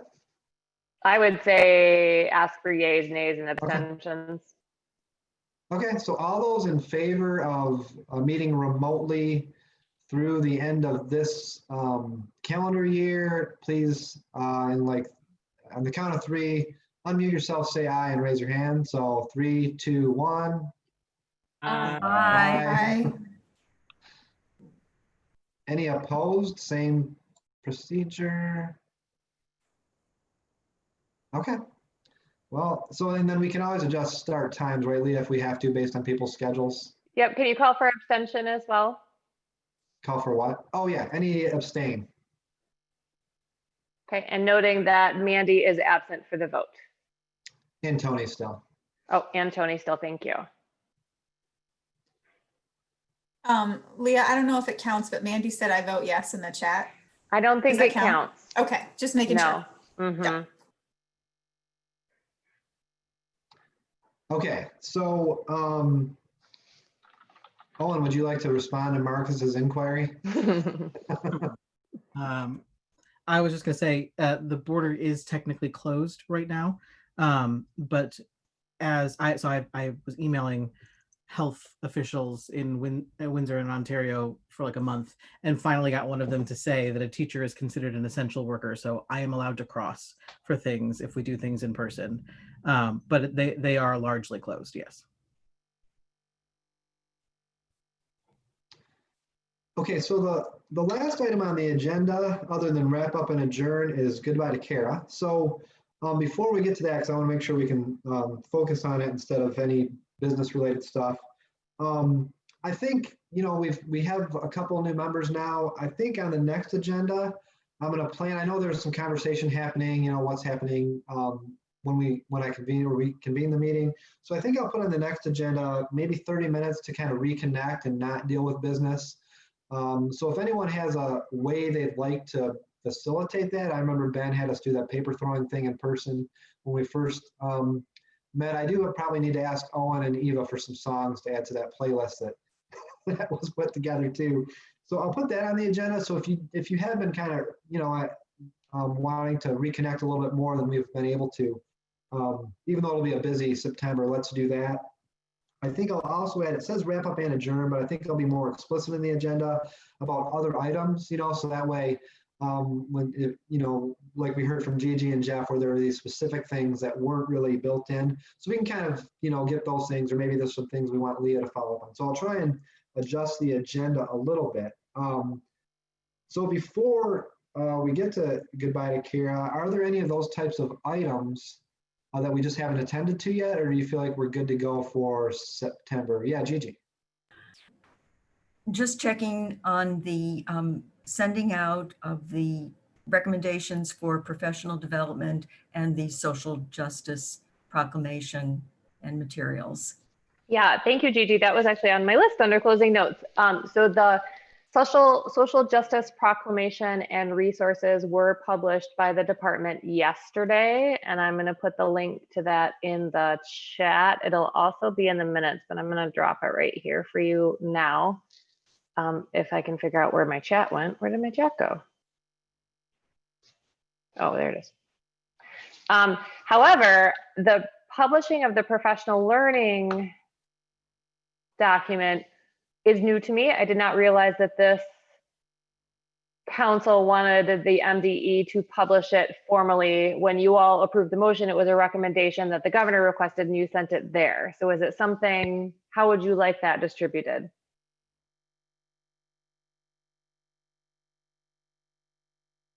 Well, based on Brandy's email, it sounds like they already incorporated what they wanted from us. Did I read that wrong? Wasn't that part of that budget she just proposed? Right, so she sent, they sent acknowledgement that they took the feedback and incorporated funding for that based on the budget. You're talking about the $65 million that she just spoke about, the CARES Act money, right?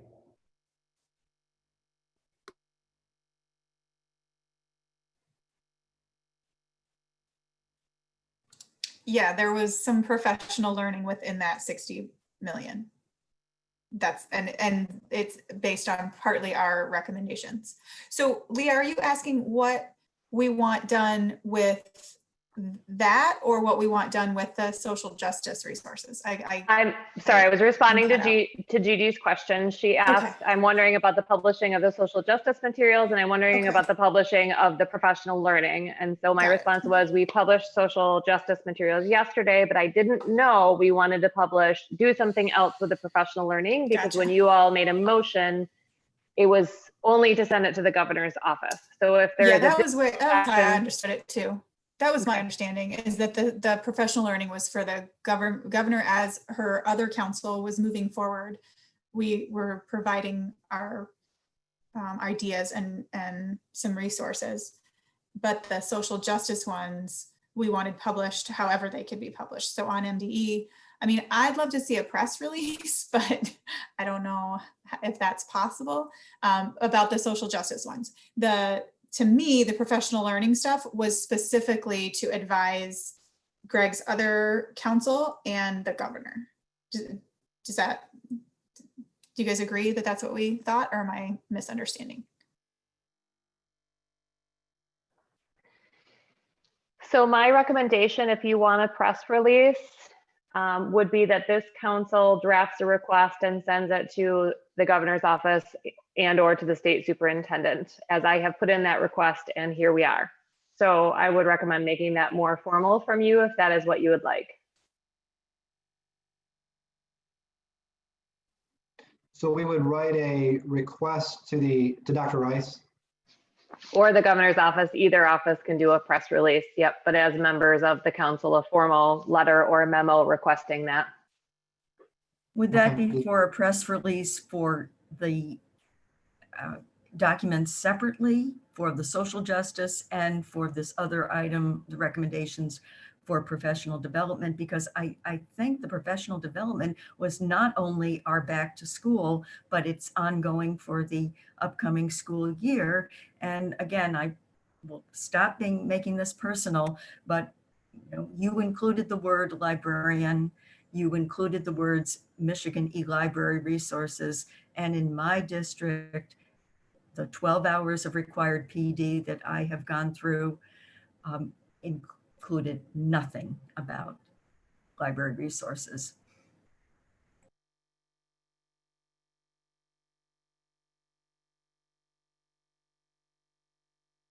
So I guess I would say that our audience for that task was really the governor's office, not the general public. I would expect that in our committees moving forward, we might have some specific recommendations regarding professional development related to some of those things that would get reincorporated. So I'm not really opposed to anyone publishing those recommendations, but the purpose of that in the first place wasn't really to communicate to the public. It was just to emphasize to the governor's office what we think professional development should look like. Whether or not that filters into individual school districts, that's wasn't really the charge so much. So whatever everybody thinks. Do you think the governor opposed to us releasing that information to provide, providing a press release like, hey, this is our recommendation to the governor? Would she be opposed to that? And if she would, then I get it. But otherwise, I think that getting that information out there would be educational for people who are concerned about this topic. So I used to work in communications, and one thing you don't want to do is over communicate with the public, because then they start ignoring you. Unless you do have some kind of regular mode of communication, which this is I don't want to add another task to the list, but we may want to consider some kind of informational something on a regular basis for educators, like specifically sent to our unions for what this council is doing and what we're for. And we could send those out through local MEA and AFT chapters. Just a thought. And well, just to be clear, we are appointed by the governor and we're directly under her office. So anything we create that we want to publish is going to go back through her office first. We make those requests, but ultimately anything we say or do, the governor gets held accountable for. So they're going to want to, filter review. But I'm happy. So Gigi, if you want to write a request that we release those, that they do a release that we did some recommendations regarding professional learning. And if someone else wants to take up the task of requesting a news release, then we can just send those straight to Brandy, and then the governor's office will have those requests for news releases. But that's kind of the avenue we take. We always have to make sure we run things through her office, because really that's who we are. Anything we say, that's who we're speaking for. So we just have to be conscientious of that. Except that fortunately, it sounded like the social justice proclamation was slated to be sent out from the governor's office as a press release. When you updated us, Leah, a minute or so ago, you said we're good to go on the social justice materials, but it's been released via memo from the Department of Education. So I took your social justice materials to the governor's office and said, how would you like to release these? And they said, can you please have the department do it? And so I took it to the department communications team and said, how can we release these? And they chose a memo format. Okay. So if that does not meet your needs, then you all need to ask for something different. If this has happened, that's great. The only request I would have would perhaps, as a member of this council, be copied or have that particular communication forwarded so I know that it has happened. Yeah, so I absolutely intended on doing that. I put it in the notes. I put it in the chat. I was just going to tell you all about it today and see your excited faces before I emailed it to you and follow up after this meeting. So it literally just went out yesterday. Right. So I did let you all know when it was posted on our website, which was several weeks ago, in an email, so that you knew that it was available publicly. But yeah. Okay. All right. So I think that is taken care of, and I can certainly work up something, as you suggested, Greg, in terms of how another way of pushing out the professional development recommendations. And Kelly is recommending in my chat that I make sure that you know who it goes to when we say memo. So that I think might be helpful. So when the department releases an official memo, it goes to every superintendent in the state and every head of every educational organization in the state, as well, and the State Board of Education, as well as being published on the MDE website and our website. And then it subsequently goes out in a newsletter to every educator in the state via our office.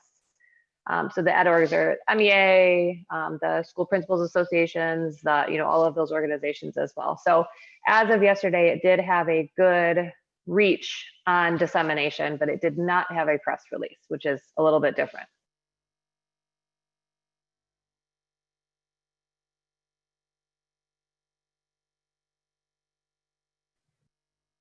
Okay, so it looks like Jeff has agreed. He'll write a little request for a news release that we'll share with the governor's office, and then Gigi will write one for the professional learning. Does that sound what we just discussed? Did I get that Okay. All right, so any other business like that or things we need to get clarified with Leah regarding any of the technical stuff or steps moving forward? Or are we good?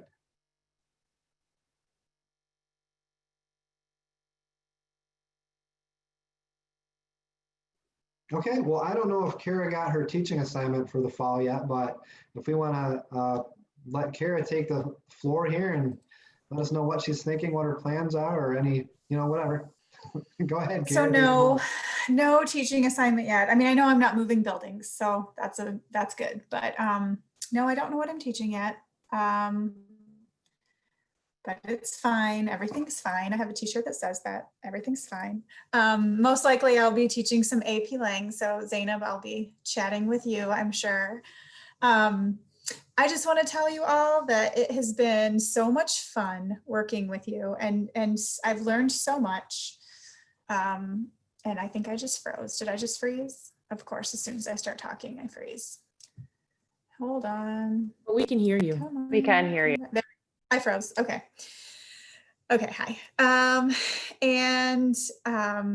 just want to encourage you to keep your focus on the people that you're representing.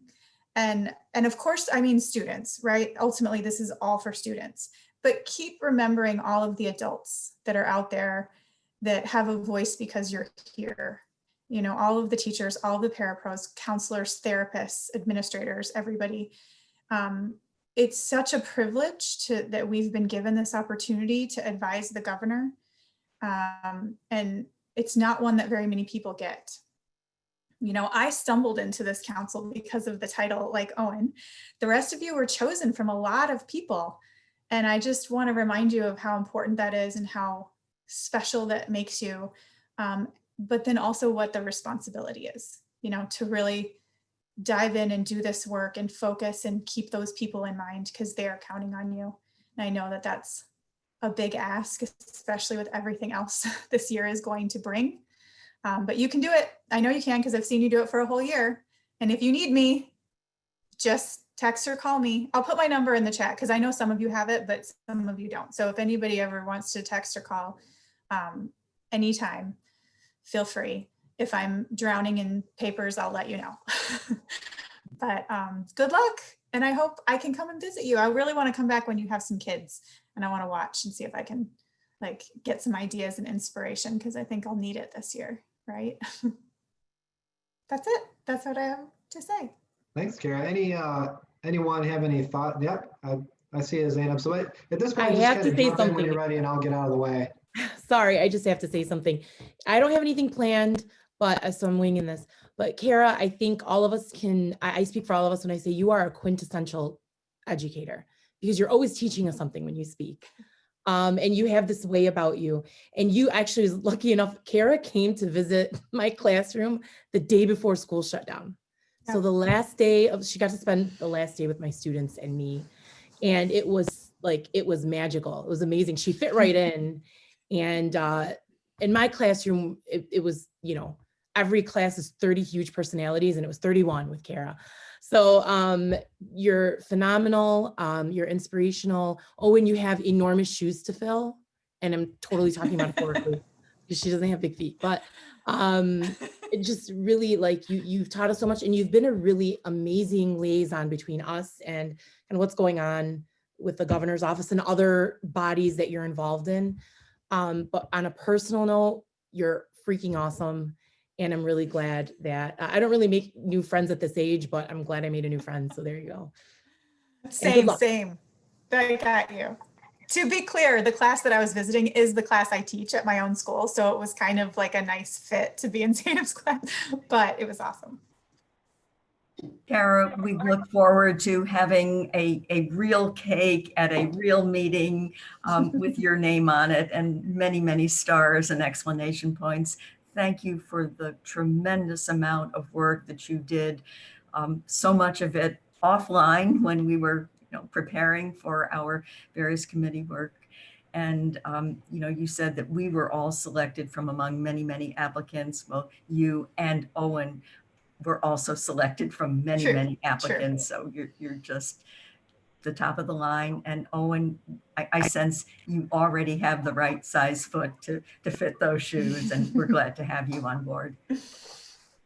Very true. So Kara, I would like to say, when we first met, we had this connection, but I learned from you what it is like, what a true ally looks like.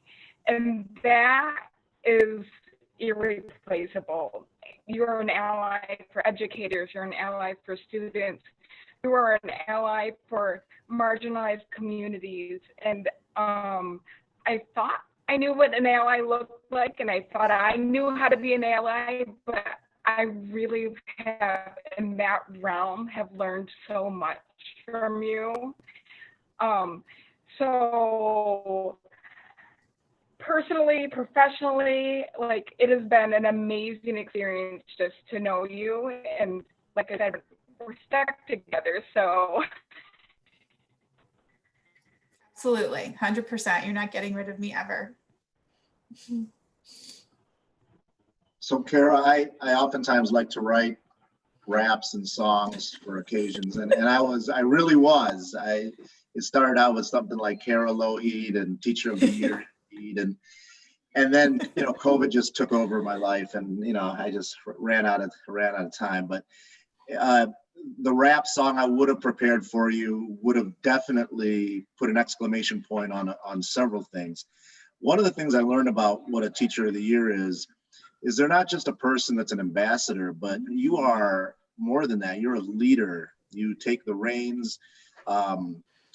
I am so fortunate that you were on my subcommittees because you just took over and did a lot of the legwork, and you, in some instances, just kept us afloat. But I appreciate your ambassadorship, and I appreciate your leadership, and I think that your students are so fortunate to have you back this year. But I speak, I think, on behalf of all of us. It's been an absolute joy and pleasure, and what an amazing impact you made on us in our first year at GEAC. So good luck to you. And I know this isn't goodbye. This is, hey, we'll meet at Eastern Market sometime and have lunch. Oh, I'd love that. That sounds perfect. Things get better. In fact, lots of us will meet at Eastern Market and have lunch sometime. So, Yeah.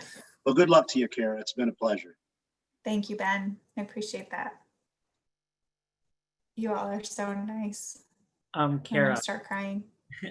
I second everything everybody has said, so there's really nothing more I could say.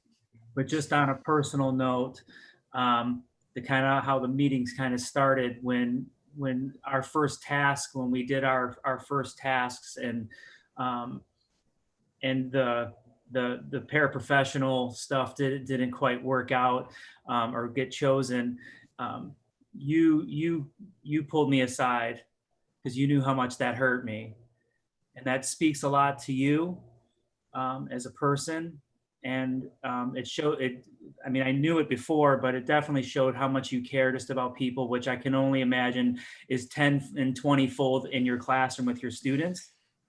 So just on a personal note, that meant a lot to me, and it revealed an even greater character that I already knew was there. So I just want to thank you for being a part of my life, but also part of this GEAC community and in all of our lives. You're a wonderful example of a person and as an educator. So thank you very much.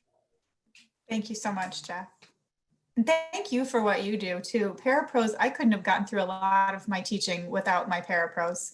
They're the only people sometimes that laugh at my jokes. I mean, that's like a real thing, right? And I just really appreciate what you do as well. And I see all of your notes in the chat. Thank you. I know, Kathy, your Wi-Fi is crazy today. I appreciate that. And Ramont, thank you so much. And Ava, I'm sorry we don't get more time to work together, but you're going to be loving these people. It's going to be a great year for everybody. Kara, I ditto everybody's sentiments today, and you're my neighbor in the county, so I know that's true. Yeah, and I know your suit pretty well, so we'll remind him to give you a really good placement today. Thank Thank you, right? But thank you for being such a bright light on this committee and for all of your work statewide. I'm sure it's a pretty emotional time to wrap up this whole year for you, and not only this experience, but the experience you've had statewide. So thank you for representing all educators and loving everyone across this state. And we know there's more great things to come from you, but I will see you around.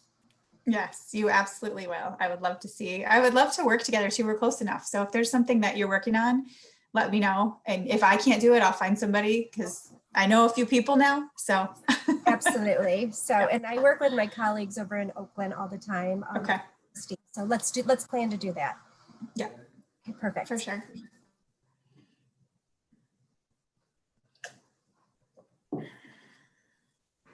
Okay, well, I think that we're all, oh, Marcus, were you trying to speak? Yeah, my system is real bad today. But I just want to say thank you too. We'll miss you. We appreciate your hard work, but that's just going to be transferred back to your students. It's still going to be a hell of a year. It's going to be rough on everybody. Don't forget that now. Yep. Yeah. We just going to get through this. We're all in this together, and it's going to be a positive experience for everybody. Absolutely. Okay, well, I can't add anything. Everybody's covered all the bases. So Kara, if you would like to make one last motion, I think we can get out of here a little early today. Oh, really? That's great, because I have like 75 notifications on my phone. So that's, yeah. All right, so I move to adjourn. GEAC, is that right? Yeah. Did I say that right? I second that motion. I wanted to second Kara's last motion. Seconded by Zainab. All those in favor, unmute, say aye, and wave to Kara. Aye. Aye. Bye. But yeah, any opposed? Any abstentions? Okay, meeting adjourned. Thanks a lot, Kara. See you soon. All right. I love you guys. I'll see you. Take care, Kara. Nice to meet me. Bye, you guys. Love you too. Bye. Oh, and I'll talk to you soon. Everyone.